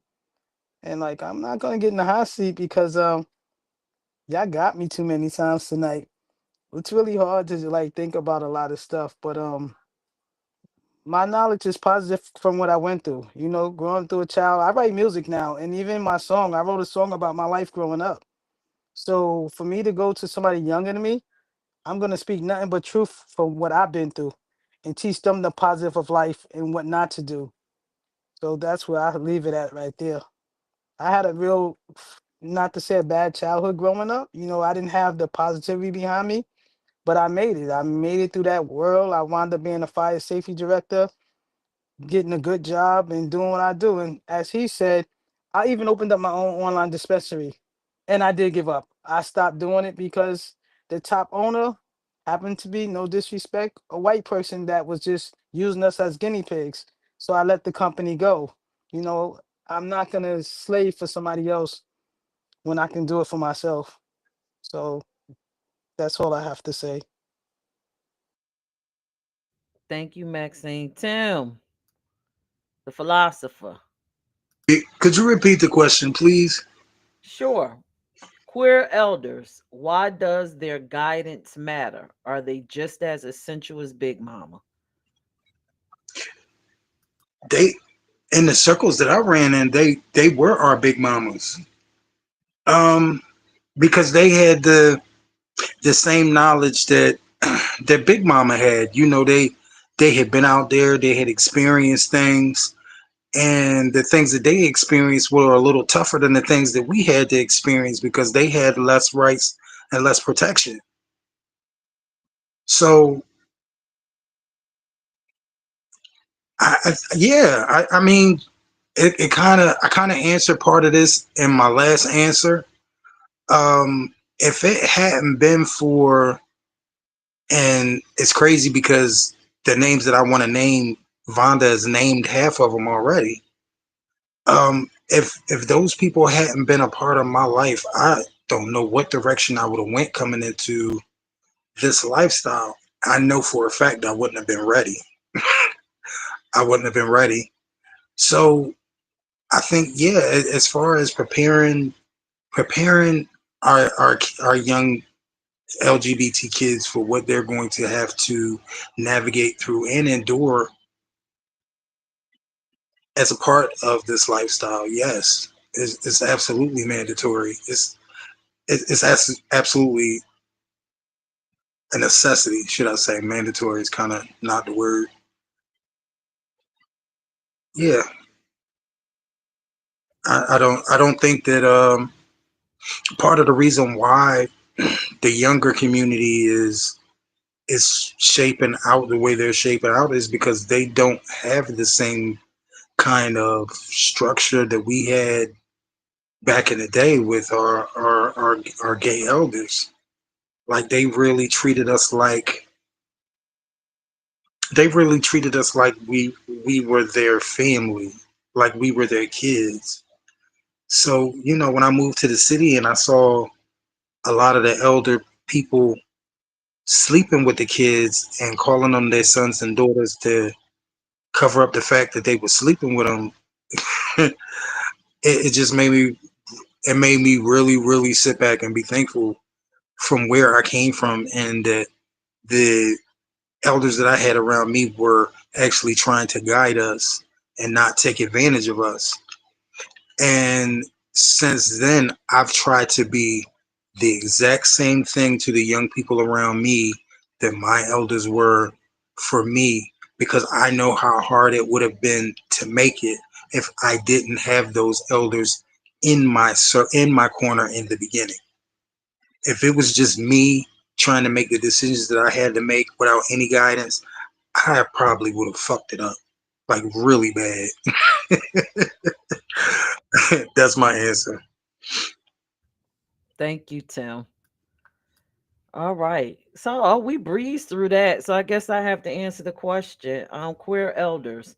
I myself really didn't never have a queer elder, but it makes me reflect back to a time, and I grew up with a big mama, my grandmother. I had a neighborhood guy that, at the time I knew he was different than everybody else. And I saw him as my Uncle Calvin. And when I think about him, I think he knew who I was at the age of 12. And I guess the elder in him would come. And if he saw me on the porch, he would come sit on the porch with me. And I always tell this story when I go do a live stream and talk about family. He talked to me about LGBTQ plus things. He's the one that told me if you're gonna have anal sex, you need to use the douche, the faggot douche. He talked to me about how a woman Wait, the should what? keep herself. He said, so you gotta use the faggot douche because women want to put Wow. things in spaces and places, and how you got to keep it together, and don't let no woman run all over you. You're beautiful, you're wonderful. And he will always magically show up and sit on the porch with me until the day that he died. So when I think about a queer elder, I think about the man I call Uncle Calvin.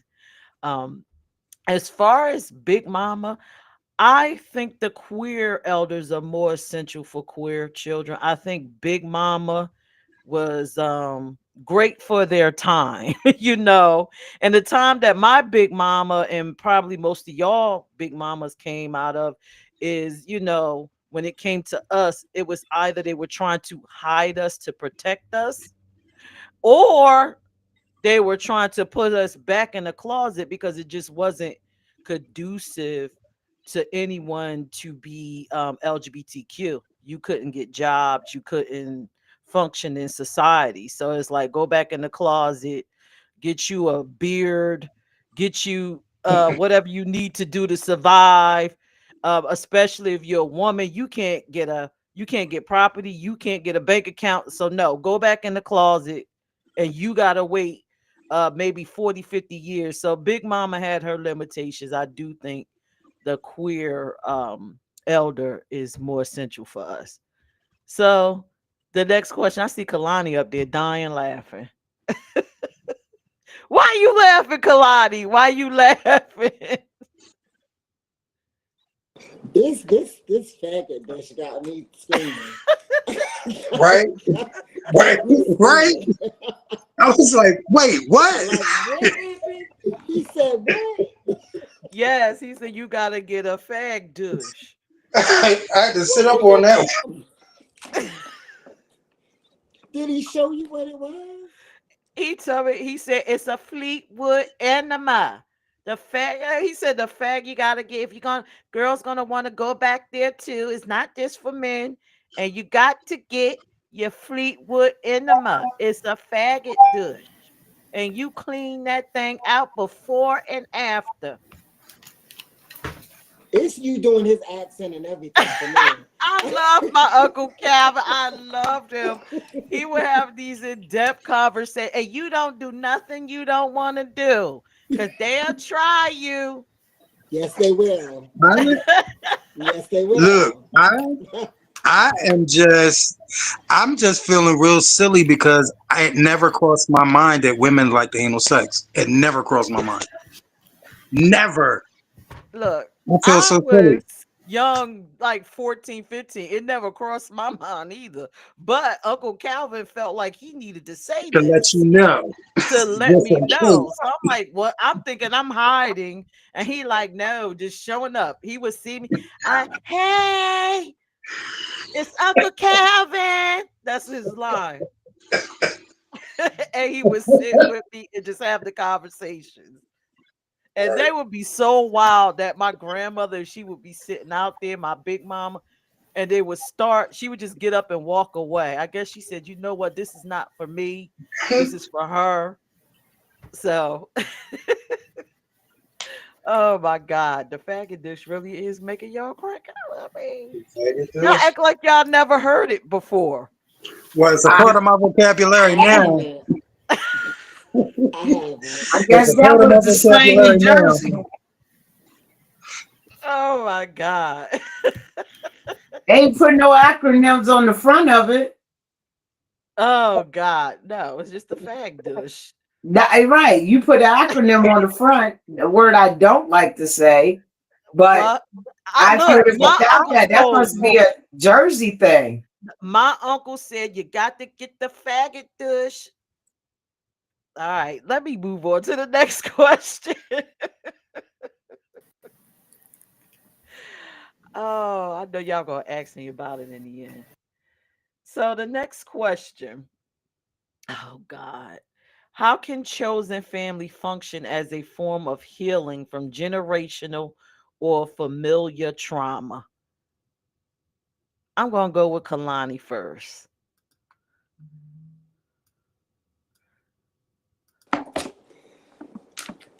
Peach, I know what you're doing.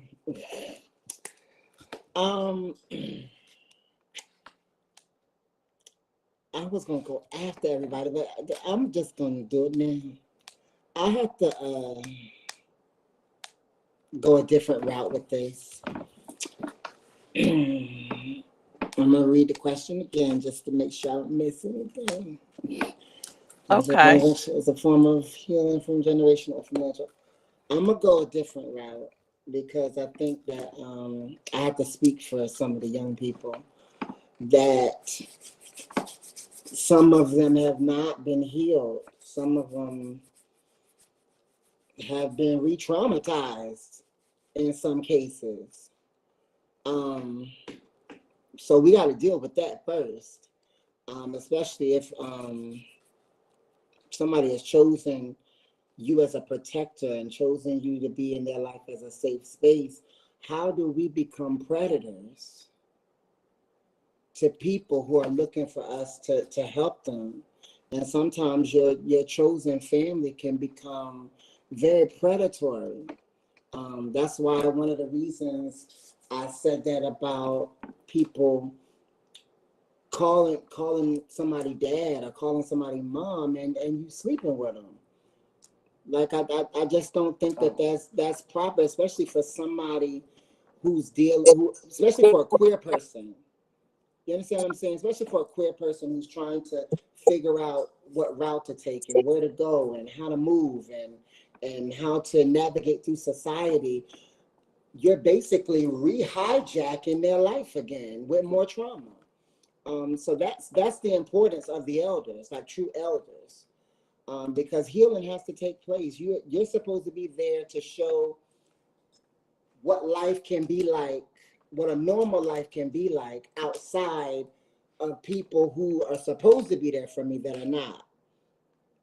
I've chosen you to be that person to show me something different than what I was getting from people who were supposed to show me what I was supposed to be getting.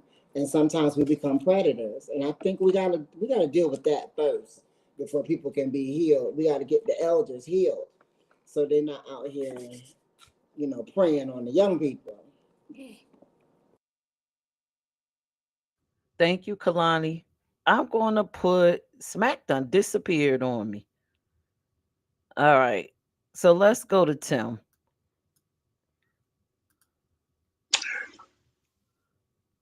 Could I have the question one more time? Sure. How can chosen family function as a form of healing from generational and familiar trauma?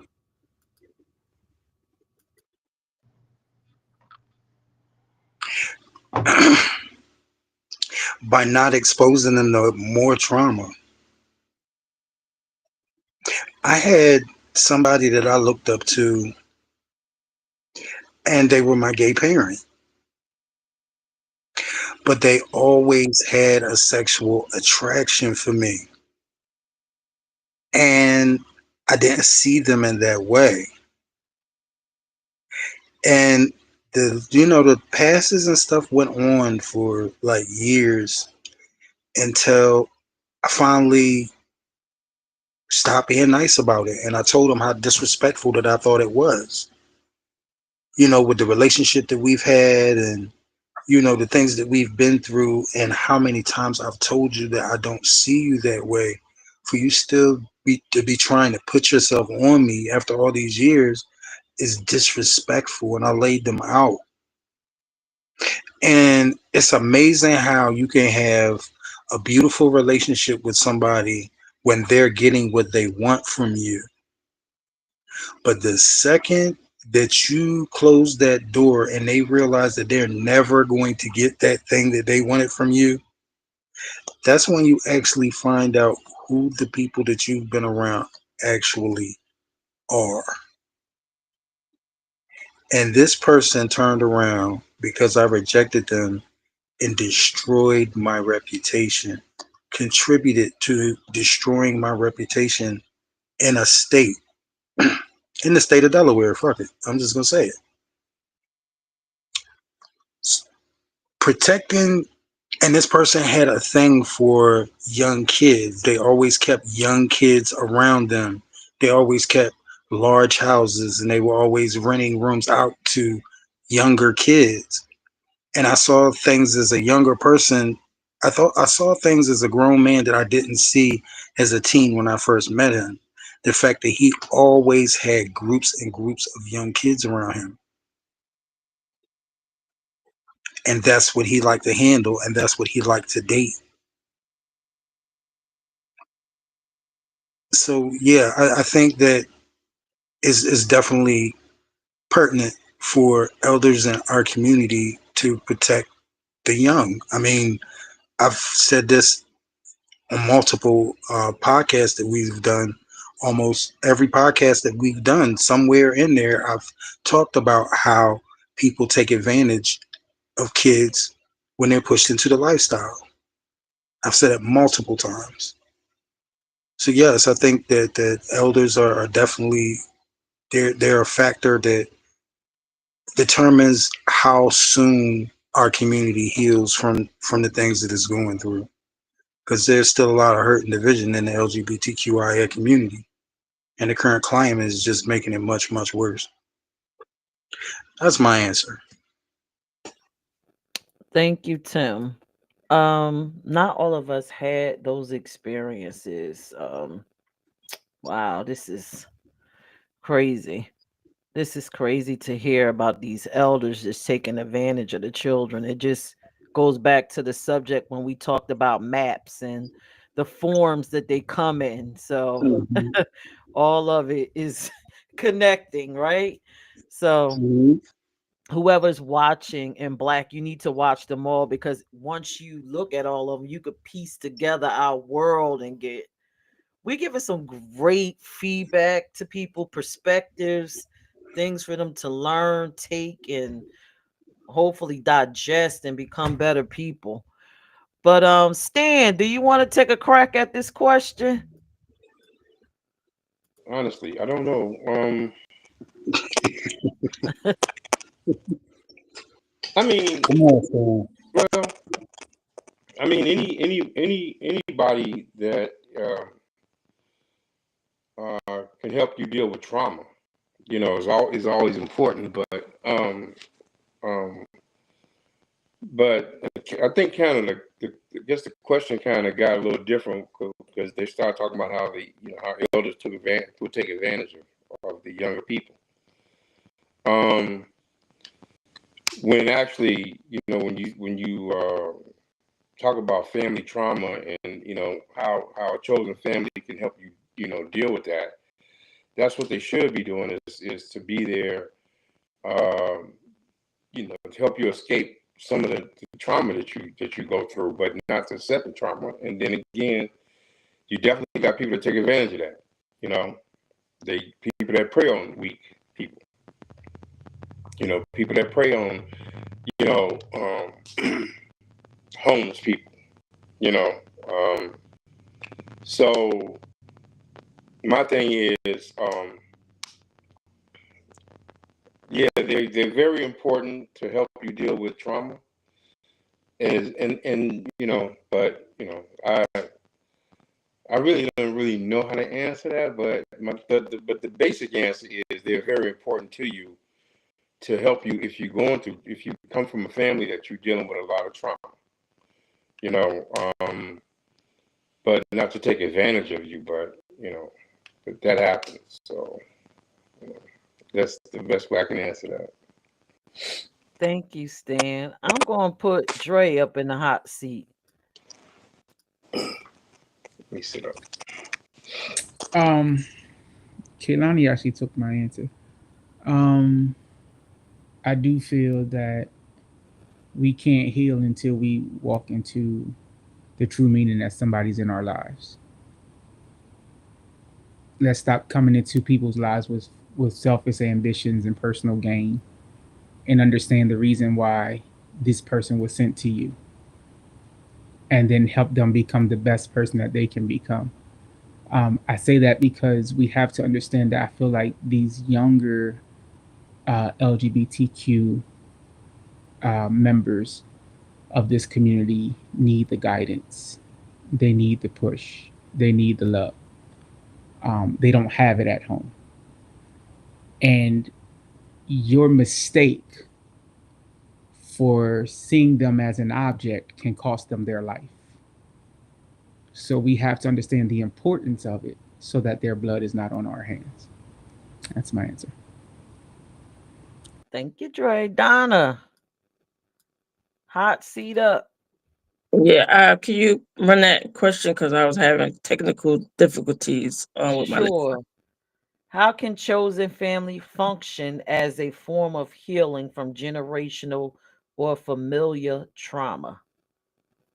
How can a chosen family help you with the trauma from your blood From relatives? yep, generational or familiar trauma, family trauma. Yes. Well, I think most of the time with that, if you have trauma, I think I don't know about an elder, but I know a therapist will likely be your best bet. I wish I was a millionaire because I would definitely open up a whole bunch of housing for the young youth, the LGBT young youth, so they can get the proper therapy for their trauma, for the proper health care, proper everything, education, without having to worry about the outside world that don't care about them. But as far as the elders, like I said, I'm an elder, and I would, if I don't know anybody, I don't have family that are LGBT. I don't have any, like younger chosen family that are in the life. So I really, if I did, I would definitely, because I've been through a lot when I was growing up and coming up, almost beaten up, robbed, called names, just a lot of stuff. So I would love to be there for somebody that needs my help.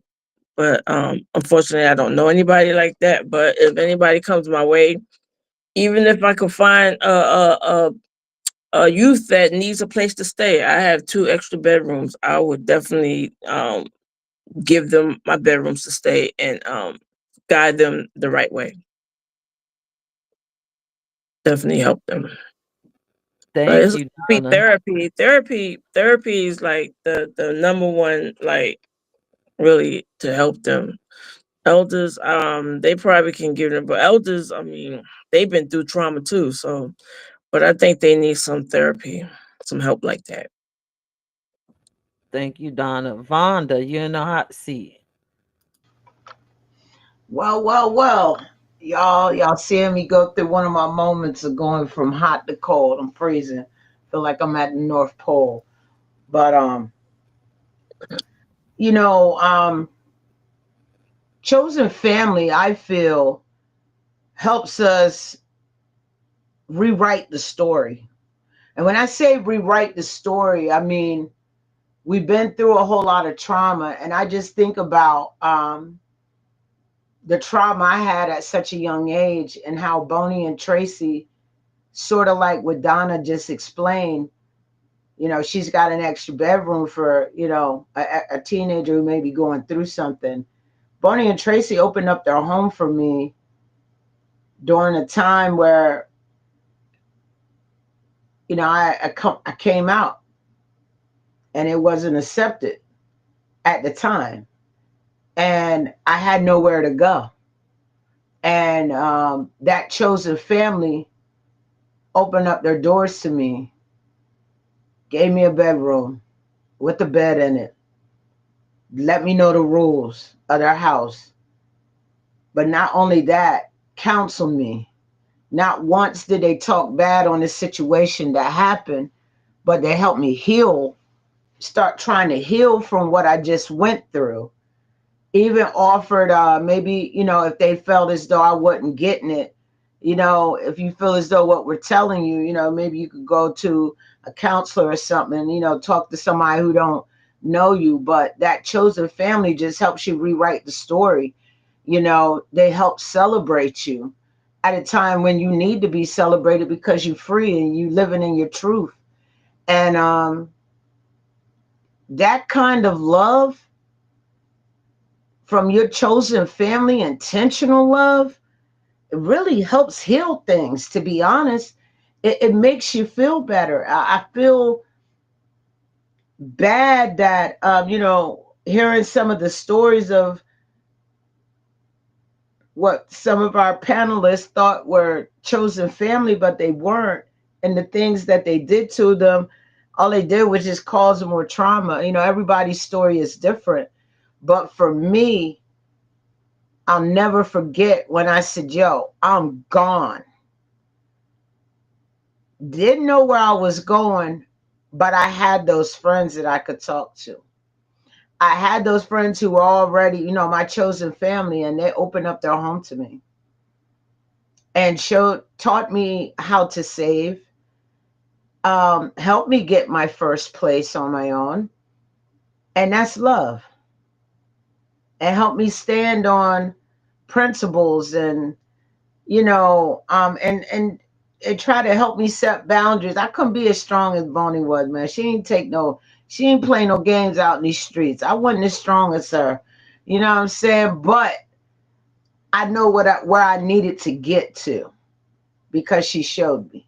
And I'm there today. Trust me. Thank you. All right. Thank you, Vonda. Maxine, you're in the hot seat. Okay, so the trauma with them is that they're never gonna get rid of it. You can, like Donna said, they can speak to a counselor and all that, but it's gonna take more than a counselor to stop that trauma. Like that trauma gonna be with them for years. So now they have to look into themselves and figure out they didn't do nothing wrong. It's not what they did. It's the people that's older that's not responsible, respectful to these people. You understand? Um, I think besides the counseling, you got to really seek God. Go to the Bible and read hard down and figure out where your life is going. Because, like I said again, I'm a person from that trauma, and I'm 57 now, and I still have that trauma no matter who I talk to. So just talking is not going to get rid of it. You can probably forget it in the back of your head and forget everything that happened to you when you get older. But by us having this conversation now, it's triggering back all the memories I had. You understand? So as us stepping up for the younger kids right now, I think it should be a hotline. The same way they got the gay and lesbian hotline, there should be a hotline where if they having problems and issues, you can call 24/7, reach out to somebody and let that person have your hand and walk you through whatever you need to go through. It's like I said, as far as it's not gonna be there, it's gonna be there. But whenever you need to talk about it, let somebody be there to hold your hand and walk you through it and talk to you. So that's all I really got to say about it. I mean, it's never going to disappear. And I don't want to tell people it is going to disappear. I just want to tell you to be help out there to help you get over it. Thank you, Maxine. All right, that question wasn't all that bad, right, y'all? Wasn't all that bad. So I guess I gotta answer it. How can chosen family function as a form of healing from generational or familiar trauma? I think, for me, I think chosen family, in my case with my uncle Calvin, it helped to affirm who I was, and it helped me to realize who I wasn't. In my community, we had this masculine centered woman, and this name is so crazy. I don't know why she called herself Betty Boop, because she was very masculine. And during our talks, he would say to me, "Well, not all of them, not all the girly girls, look like that. You don't have to be that. You can be you and not be that way." And I used to just sit and, again, when you think back on things when you're young, and I'm like, what is he talking about? But then when I think about it today, you know, very affirming, very affirming. He always let me know that I was fabulous and I was great and it was okay to be me. And I was good with that. So when I finally did come out, I didn't have all the insecurities other people had. I just knew that I needed to be able to finance my life. And now, based off of Uncle Calvin. So that's what I think. That's my answer to the question. So we're going to jump into in business. And for the most part, you guys have already told me why we should support each other in business. Y'all done breeze through that. So I'm just going to jump to the second question because we didn't quite get there, and I'm just interested to see what you all are going to say. And I know Stan is going to have a mouthful with this. What does circulating money within the queer Black community look like, and what are the advantages? And I want Stan to come up because Stan is the man, the businessman. Um, what does the money look like circulating? It looks good. Uh, I mean, let me get my camera right. It's in the community, and it could be better if we did that. You know, but like I said, it goes back to support. And we talked about, like because when we talk about people's business, sometimes we do come with our A game. We are, and we do.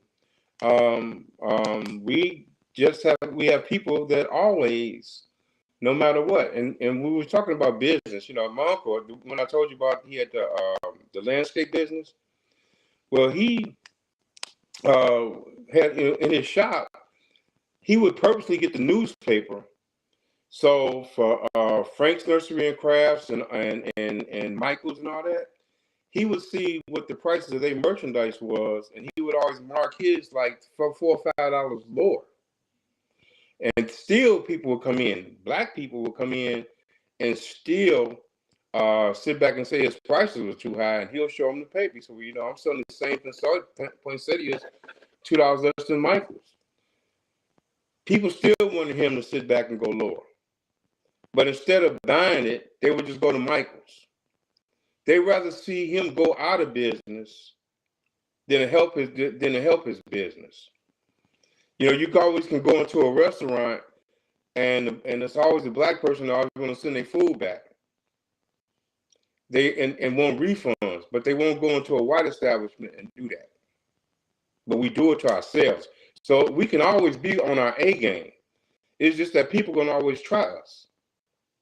They're going to always try us, and they're always going to, because people, it's just that mentality that we have that we're going to sit back and do that to each other. And like I go back and say it again, look at every Asian store, black Arab store in your neighborhood. It was a black store there before they were there. There's a reason why the black stores aren't there no more. You know, there's a reason why. So we don't support our community, and it's a lot of, like I said, it's a lot of reasons. It's envy. You know, some people sit back and they purposely are angry because you put in the work that they're not willing to do. You know, people hate that. People really do. You know, I bust my ass. I made a little post because people don't never see what I do. I spent all Sunday morning filling orders. You know, but people don't want to see that because people want to see you complain. People, you know, that's one thing they love hearing you. I can post something and get more likes if I say something negative than about anything positive. You know, because people want to hear the negative. They want to hear, you know, how bad things are. And like I said, in community, the black community, if they pulled all their dollars together, and I'm gonna tell you something back in the 70s, watching this when I was growing up, you know, the Nation of Islam, the Muslims, you know, were based in Chicago. They had a whole area of Chicago on the south side. They had their own bank. They had their own grocery stores. They had their own restaurants. They had their own clothing stores. The farm, they had the grocery stores. They got the farms from the farms down from Atlanta. They would get all their produce. All came from farms. They didn't depend on white people for nothing. They didn't, and they were self-sufficient. And that was to the point even when I went shopping, I was shopped with them because it was, you know, you felt welcome, you felt proud. You know, right now we had these attitudes with we fucked up, you know, in a lot of ways. You know, I remember when I first came to Atlanta, and this was back. I was working with some music group, and we were supposed to be going out to this place in Norcross. And so as soon as we got to Atlanta, and you know, I really didn't like Atlanta. There was too many black people. I mean, everywhere I looked in, black people every damn where. But they ran everything, and that was what I was so proud about being in Atlanta. I was like, you see all this black. So anyway, the guy that met us, he said, you know, you guys are going to change your motel. You're not going to be going to Norcross. They're going to put you in a hotel closer to the venue. And my first question was, is it a black-owned hotel? And he said, yeah, it's a black-owned. And the first thing, the guys with me were like, oh, shit, crackheads, we're going to be around all this shit. He's like, everybody's complaining. And when we drove there, we got there, it was like one of the most beautiful hotels. And it was black-owned. And I don't know if y'all have seen that movie with Kevin Hart, Fight Night. It was about the story in Atlanta at the time. It showed the growth of Atlanta. But the guy that actually built Atlanta, Herman Russell, was a black man that when you see that Atlanta skyline, that's all him. And my thing is, when I got to Atlanta, I just seen so much black success. And then, you know, when I told the hotel manager, I was like, you know, I was really surprised when they told me it was a black hotel. And the first thing he said was, why would you even think that? Why would you think because it's a black hotel, it's got to be less? So we go and approach our black businesses with less in our mentality, you know. And granted, some black businesses, you know, ain't worth nothing. They have bad attitudes, but you're gonna have businesses like that. They have the attitude, but when you come with your A game, you know, you still got some people gonna sit back and gonna hate on you. You know, like I said, I don't depend on community for anything. I used to market my stuff toward the community, you know, and it was, you know, it just didn't work. They didn't support it. They, you know, certain things, it just wasn't happening. So, but you know what happens is when they see other people patronize my business And that's when they start trying to pay, come and jump on board because they see other people do it. Um, some of my biggest customers are white. Really. They're white and Asian. I got Asians that love this stuff.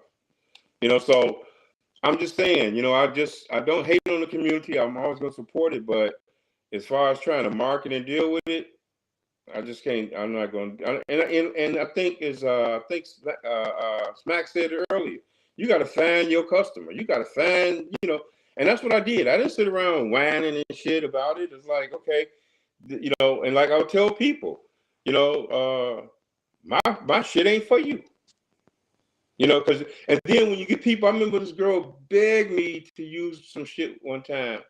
And soon as I gave her free shit, and she sat back and went on Facebook and blasted my shit like, oh, this shit is horrible, it's this and that, all that kind of shit. And yet I have never had one person complain.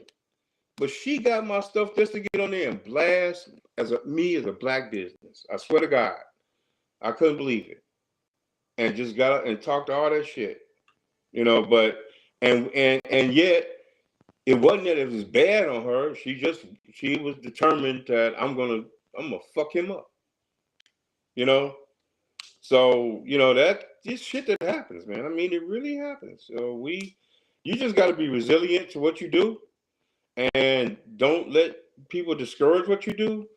And like I said, with the community, because like I say, even in the community, it was trans women, and it helped me put this company together. That's how it all started, and it started with it was two trans girls, and we created it, and ran with it, And then the first person that helped me was a guy that runs a trans organization, and he invited me to vend at one of his events for free, and we did so well that time that people started kind of hating on it. They hated, and even the trans girls hate to see the other girls that were working with me succeed. It was just a built-in hate for it, and they hated to see they hate to see their own succeed. So they don't, when I tell people, talking community is good. We're good when it's tragic. When tragedy hits, we all good. We're there for it. We like to talk about it, but when we talk about success, we don't talk about that at all. We don't never talk about success. So, but like I said, it's what you're gonna have people, hating on you, hate what you do. The biggest customers I got. Matter of fact, I got the biggest customers I got out of Honolulu. Out of Hawaii, that order stuff with me. But like I said, and even I'll tell you what. And it's the trans community in Hawaii that support me. Here in Atlanta, it won't never happen. Never. I don't even, it just doesn't. And that's just how we are. But we can't sit back and complain about all these Africans and all these Asians, and they cutting all these business. You know why? Because they support themselves. They support each other. You go into an African restaurant, it's all Africans in there. You go into an Asian restaurant, they support each other. The Jews support each other. We're Mexicans do it. People talk about Mexicans taking over all these neighborhoods. Yeah, they buying up shit in the neighborhood. And then you complain that they buying up the neighborhood you're in. We don't think that way because we don't try to help each other like that. And if we stuck together as a community, man, I'm telling you, that dollar would be so. You talking about how good it looks circulating? Shit, it'd be looking good circulating in each of our hands. And then we can employ people. We can employ other people. But we, like we got the discount mall here, and one thing we want to do is we don't buy designer, we buy the fake designer. And what get me is how you wear Gucci hat, Gucci shirt, Gucci pants, Gucci, just Gucci all the way down, you know. But that's our mentality is, we don't support it. But I ain't bashing nothing. I mean, I'm like I said, I'm still supporting it. I will never turn anything down.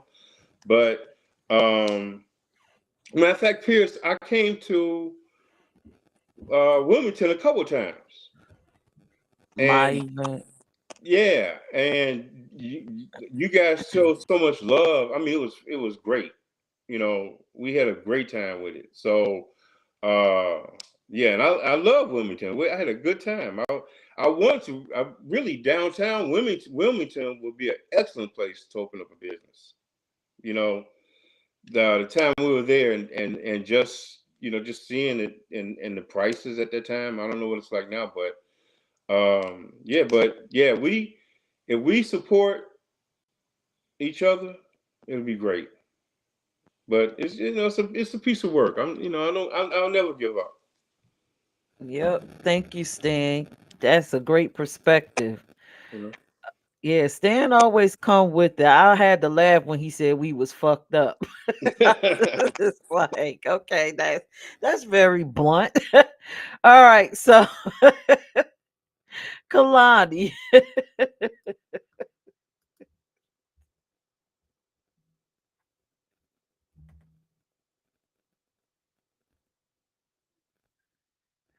you are on mute. We can't hear you. Can you hear me now? It's like, Yes, we can. we're still we're still on circulating money, right? What does circulating money within the queer black community look like? What are the advantages? Okay. I think I've been a little hard on the businesses tonight, so I'm gonna bring it in. I'm be nice. No, I think the circulating money, what it would do for our community, when it's done right and the money is circulated properly, I think that it will begin to start funding some of the things that we go seeking finances for. I think it'll fund some of those initiatives, some of those services that we can't get from the other people, if you know what I mean. We'll start being able to fund things for ourselves and not have to look outside of ourselves for those resources. So I think that's what it looks like. That would be the advantage of it, that we can not have to go, and I don't want to say beg because that's not the right word, but go asking for someone else to do for what we can do for ourselves. I think that's what I'm trying to say. Thank you. I'm about to put Vonda in a hot seat. Yo, man, I think about a black gay Wall Street, okay? Black gay Wall Street. If I was rich, I'd go buy me strip malls in every major city where there are a lot of black gay people, and you be able to come up in here with your black business ready for a storefront. Everybody gonna come. That's what it looks like. We have to start hiring our people who got these gifts. There are a lot of black gay therapists out here, may not be in your location, but they in some locations. You know what I'm saying? There are a lot of black designers that got some great ish. You hear me? I'll put you in a whole strip mall and call it Black Gay Wall Street. All right? But the proceeds of your money have to go back into the community. The black gay community. That's what it looks like. Hiring people that look like us from our community. Feel what I'm saying? If you know how to market, okay, market. If that's what you went to school for and you're black and queer, get your money. Show them what you can do. Be authentic. Don't come like, yo, man, this ain't, this ain't it. You know what I mean? Like, yo, hey, da da da da da, this is what I do. Schedule one-on-ones. People don't do that no more. Schedule a one-on-one. Let's talk. Let me introduce you to who I am. That's what it starts. That's where it starts. We got to start hiring each other. And then we need to promote these black gay businesses with no hesitation. Keep it real. But the businesses have to be ready because presentation is everything. You have to be ready. Y'all, my girl, I used to be like, why she got all this, this ish just to sell some clothes? Why do we need to have these diamonds in the wall? Because you know what? It's all about presentation. Why is she dressing up this whole building? It don't even look like the building that's online, the event hall. Why? Because it's about presentation. You're giving them an experience that they cannot get anywhere else. As Kalani said, excellence. I can't come and buy your stuff if you're not presenting it right. So what do? We go into our black queer community and we find that person to help that business get it together so they can get ready for Black Gay Wall Street. Bang, bang. Donna, you're in the hot seat. Yeah, I agree with Smack. Like, yeah, it used to be a Black Wall Street, and it should be a gay Black Wall Street. We should like come together and put our money together, and also, like I said, we need to help these youth. If we can put our money together and get that money going, and we could build communities, we could build our own hospitals, we could build our own schools, we could build our own um grocery stores, laundromats, just make our own little community. But you know how that is with the Black Wall Street. What happened with the Black Wall Street? They the other people didn't like that, and what happened? It burned all down. But we gotta also have our own. And Donna disappeared. So we're gonna get Tim Boy. Could you repeat the question? Could you repeat the question for me again? Sure. What does circulating money within the queer black community look like? What are the advantages? The advantages are growth of growth of resources. You know, growth of businesses, increased jobs. Those are the things that's what money circulating in the Black LGBT community would look like.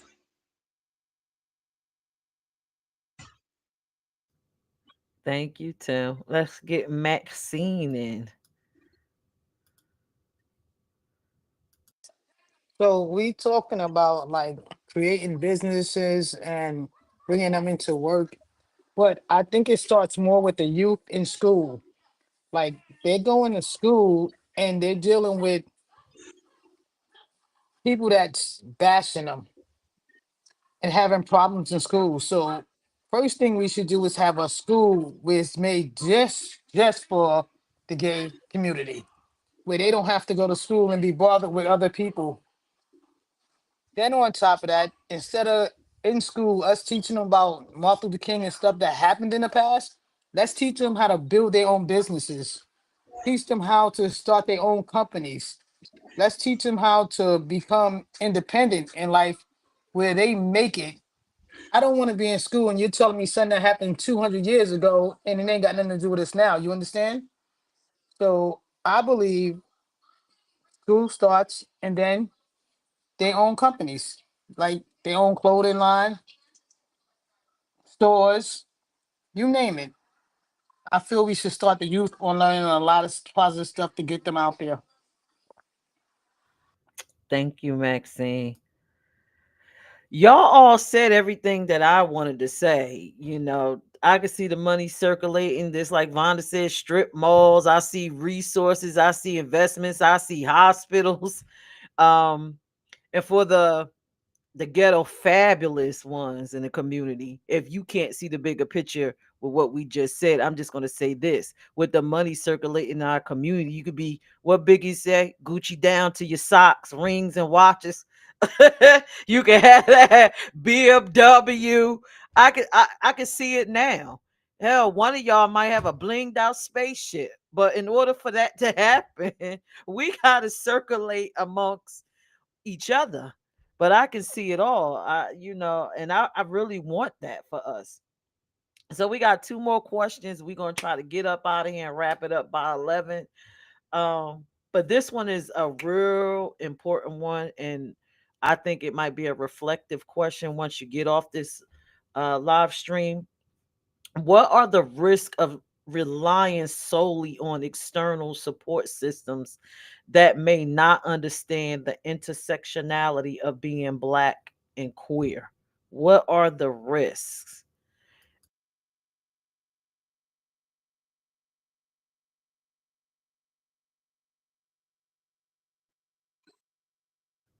What are the risks, philosopher?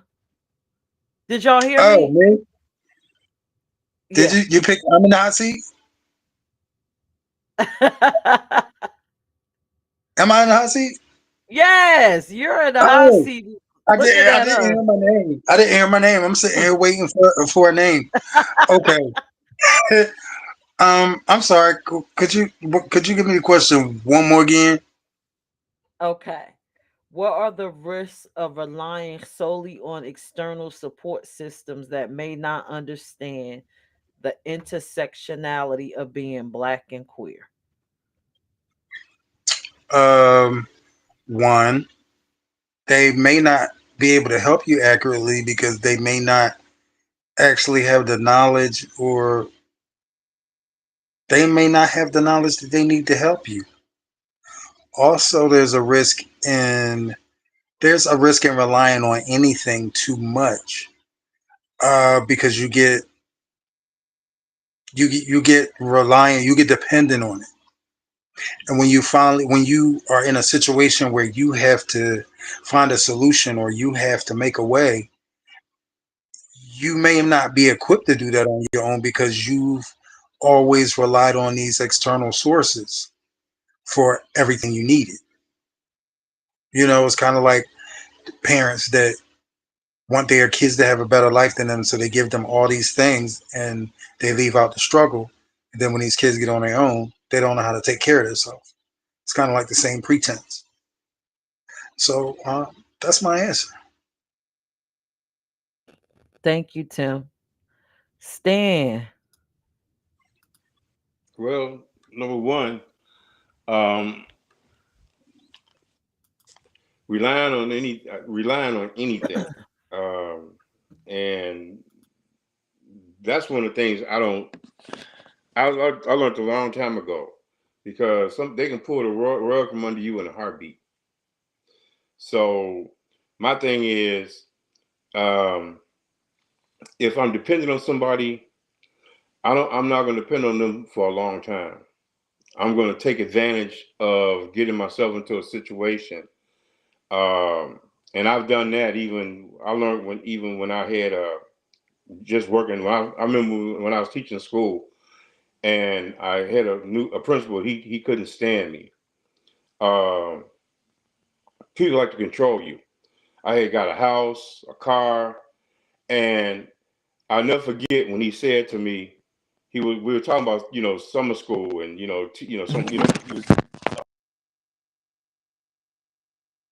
Well, I hope Stan is all right. Look like somebody came and smacked his phone down, and I don't know. So I'm gonna put Vata in the hot seat.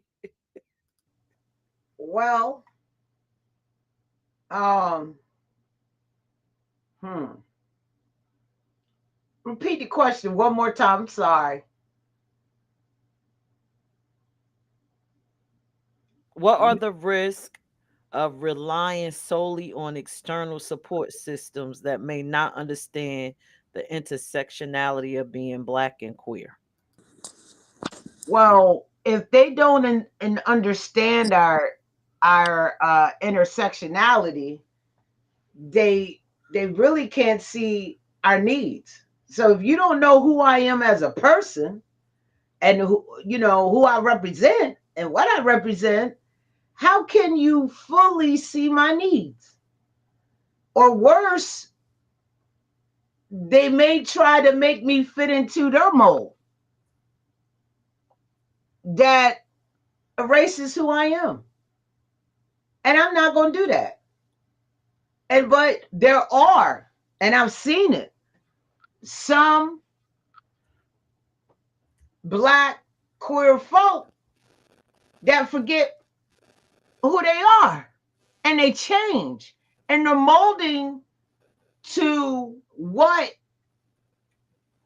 um this external support that's either funding them or helping them to what they think it should be. And then when you ain't marketable no more, they let you go. That's even like for artists. They're gonna go to who give them the most money, but when that money run out and you didn't use it right, and you're no longer marketable because you can't put out nothing good, they forgetting who you are as a person, and because they can't market you and mold you into who they want you to be, they get rid of you.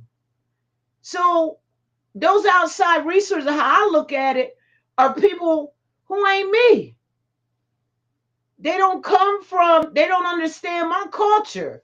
They're looking for to invest in something that's going to probably bring them more money than it's going to bring me. But you're not taking my intersectionality or understanding the intersectionality of being black and queer and adding that into the formula. You creating your own formula and trying to mold me and make me become a token.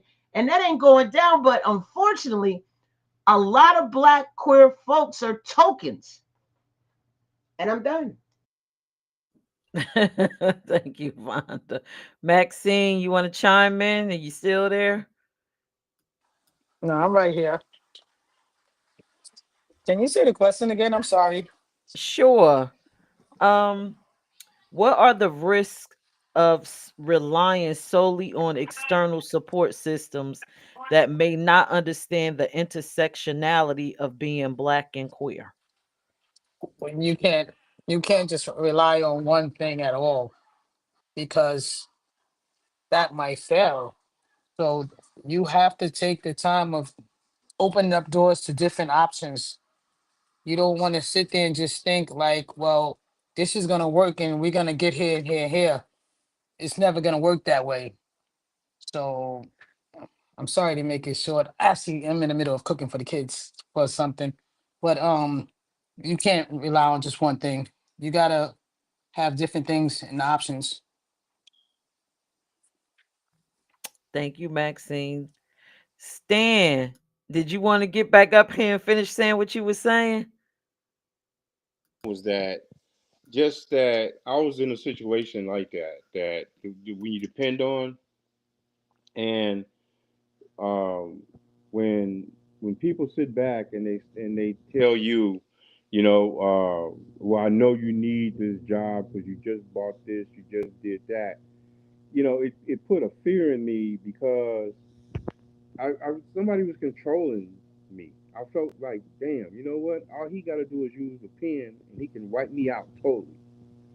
And knew I needed things, but that's when I started realizing, you know what? I can't depend on people, and especially like I said, when you're relying on support from other like organizations that don't totally understand you. You know, it's good to get the support, but the thing is take advantage of that situation and then do it. Whereas you won't, because once the money stops, then you're not in that situation. So in other words, so while you're getting the money, take the money and then do something with the money so you ain't got to depend on that. Don't take 90% of it and go shopping, and buy cars and shit. And then when it's gone, you out there. So I learned that I got scared when I realized I had all this shit I had and that this one person had control over me, that he could wipe me out. And at that point, I just started like I'll never depend on, nothing that if it ended that, I'm out there. So that's all I'm saying. Yeah, so that's the bad part of relying. Take advantage of it, but get self sufficient as fast as you can. Thank you, Stan. Vonda, did you want to say something? You look like you want to jump in something. Oh, okay. So, I agree with everything everybody said, and you all took the answers that I would have. But my fear is just like Stan's, relatable to Stan. I don't want anybody to have that kind of control over me. I don't want anyone to redirect my mission, my goals. I want to always come out with my businesses authentically me. I want my missions to be met. I want to reach my target market. And I think when you solely depend on one person, Stan said it best. They will pull a rug right out from underneath you, especially if they cannot do the things that they want. And I totally agree with all of you. So the last question, really quick, and then we're going to all go up onto the screen and ask our questions. How could we what are some practical ways, like advice we're giving black queer individuals can support each other in business? What advice would you give them? What are some practical ways we can support each other? um I think Vonda, I'll put you in the hot seat first. Um,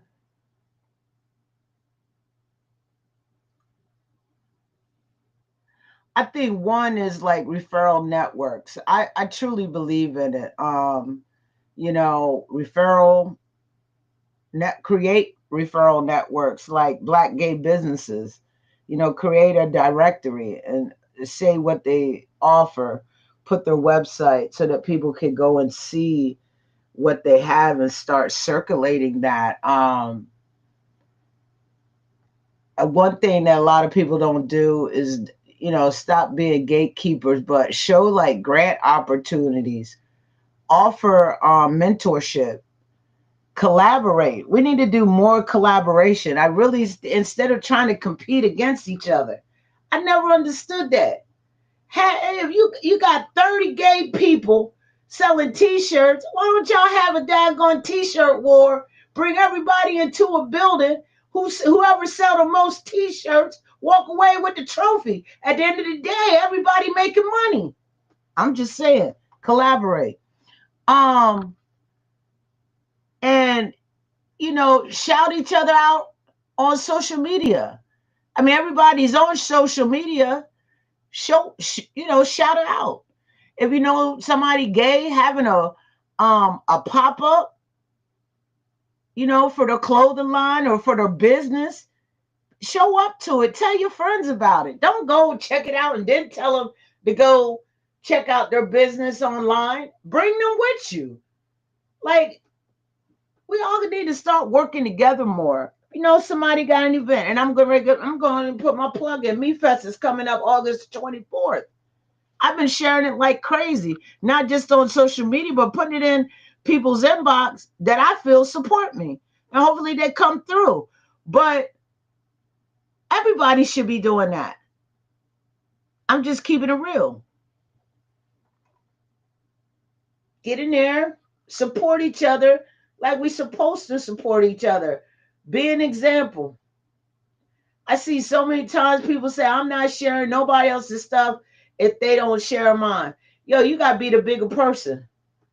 Mess up their algorithms. Tag them every time, even if they don't share your stuff. Because guess what? Somebody coming on their page mess up the algorithms. You have to learn about algorithms on social media. I don't worry about it anymore. I'll post all day long on people's pages. I don't care if you support me or not. Somebody coming to your page gonna see it, and that's why I open my page up. Nothing has to get approved by me anymore because when I get to sharing, all them people I let come up on my page and messing up my algorithm, I'm about to come to your algorithm and do the same thing. Peace. Thank you, Smack. Tim. Can I get the question one more time, dear heart? Sure. What are some practical ways Black queer individuals can support each other in business? I have to agree with Vonda and Stan. Um, the actual people who are having the events actually need to start supporting each other's events more, to draw more to everybody's event. You know, when I was out here promoting shows and events, that's a large problem that I ran into repetitively over and over again. People want you to advertise for them. They want you to come to their event, but they don't want to do the same thing for you. But why would I go to that? That's not something I'm interested in. Part of business is attending things that you may not be interested in. That may not be your particular cup of tea, but you're supporting somebody else's business, and at the same time, you're plugging your own business and finding potential customers. So I definitely think a large part of it is black businesses supporting black businesses. Thank you, Tim. All right, Maxine. So, as she was just saying, social media, you got a company, we all get together and we post each and every one company on our page. We share it. We share it through thousands and thousands of people. This way, if you're my friend and I know you're in the community, I want to make sure you get big. And if I got 2,000, 3,000 followers, I'm going to put your stuff on my social media to make sure you grow. It's all about sharing and helping each other. So in the black community, the only way for us to get bigger is to support us. You gotta support gay people because ain't nobody else gonna support us. They look at us down already. So now we need to get together and help each other out. My Facebook is Maxine Chapman. He owns his own company, and I have no problem with putting your stuff through my Facebook page because I have followers that's already following the company that I have, which I'm not even doing it right now. But I can definitely put your stuff through my page. Thank you, Maxine. Tim, did you wanted to say something before I put Stan on? This topic is, well, this portion of the topic is the reason actually why I developed Mid Atlantic Gay Events, because it was after the pandemic and businesses were struggling to try to get their clientele back, and a lot of businesses were closing. So I kind of developed Mid Atlantic Gay Events to plug people's businesses in. And, you know, it gave me a chance to support businesses, put resources out there for people, um, and give people arts and entertainment all in the same shot. You know what I'm saying? So it Mid Atlantic was not just developed as a tool of expression, but it also was developed to pull people back into our businesses and our clubs and our shows and our festivals, so that we could start to regain our footing, uh, in the economy. So I agree with y'all 100% as far as like if I see anything for IME, If I see anything that anybody that I know, or anything that is of our community, or anything that is of the minority LGBT community, I slide it in there. It's, if I can just get three people to that business that weren't there before, I made a difference.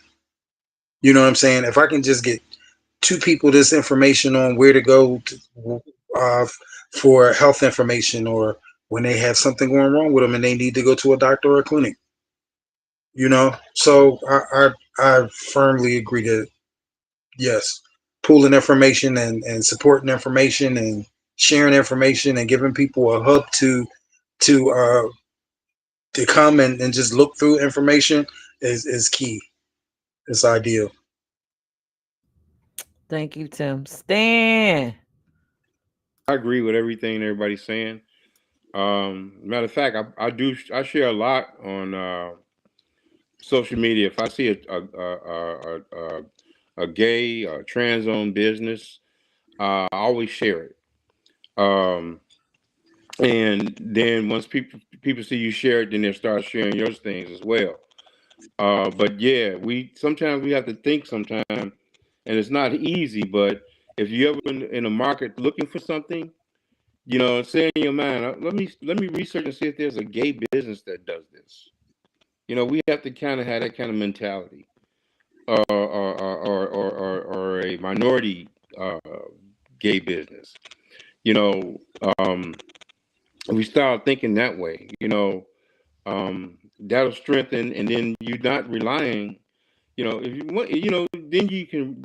Once the community starts relying on itself, the strength of it, and then just like everybody was saying, just network. You know, the I am me. That's very important. There's good networking there. You know, um, so and the thing is, everybody coming there is not going to all be queer. So you're gonna be reaching other people as well. So yeah, just network and share. And, you know, Thank you, Stan.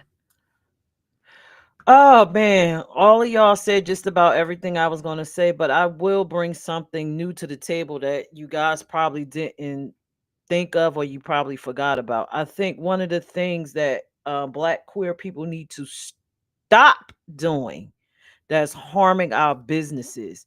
If you have a bad experience, do not take to the internet and destroy those businesses, because it may not be your cup of tea, but it may be someone else's. And it's very destructive, it's very harmful, and it doesn't help our cause. I also agree with y'all because with the whole support thing. Tim, Vonda said it, Stan said it. When I began my journey, I used to call myself the number one supporter.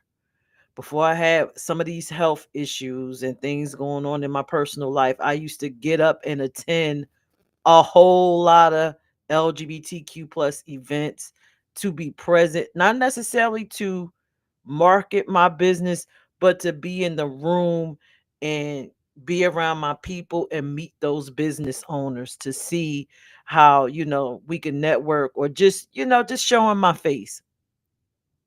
Social media obviously is a big thing. I like what Vonda said about tagging, but one of the things that I do, I love a personal approach to it.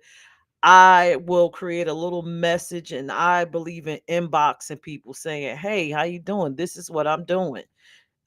Introducing myself, introducing my brand, introducing my business.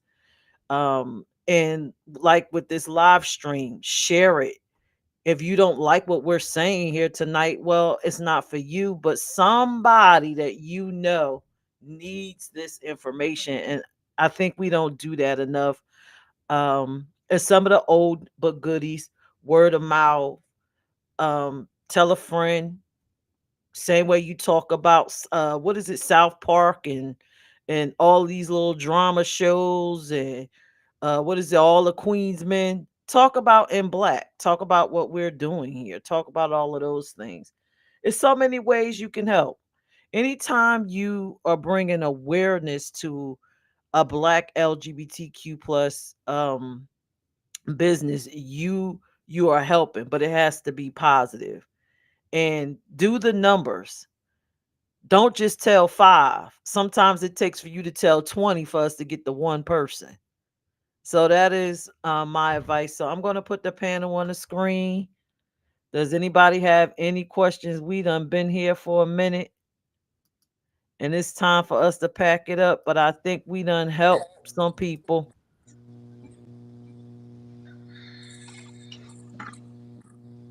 Nobody Peirce, you has go? questions tonight.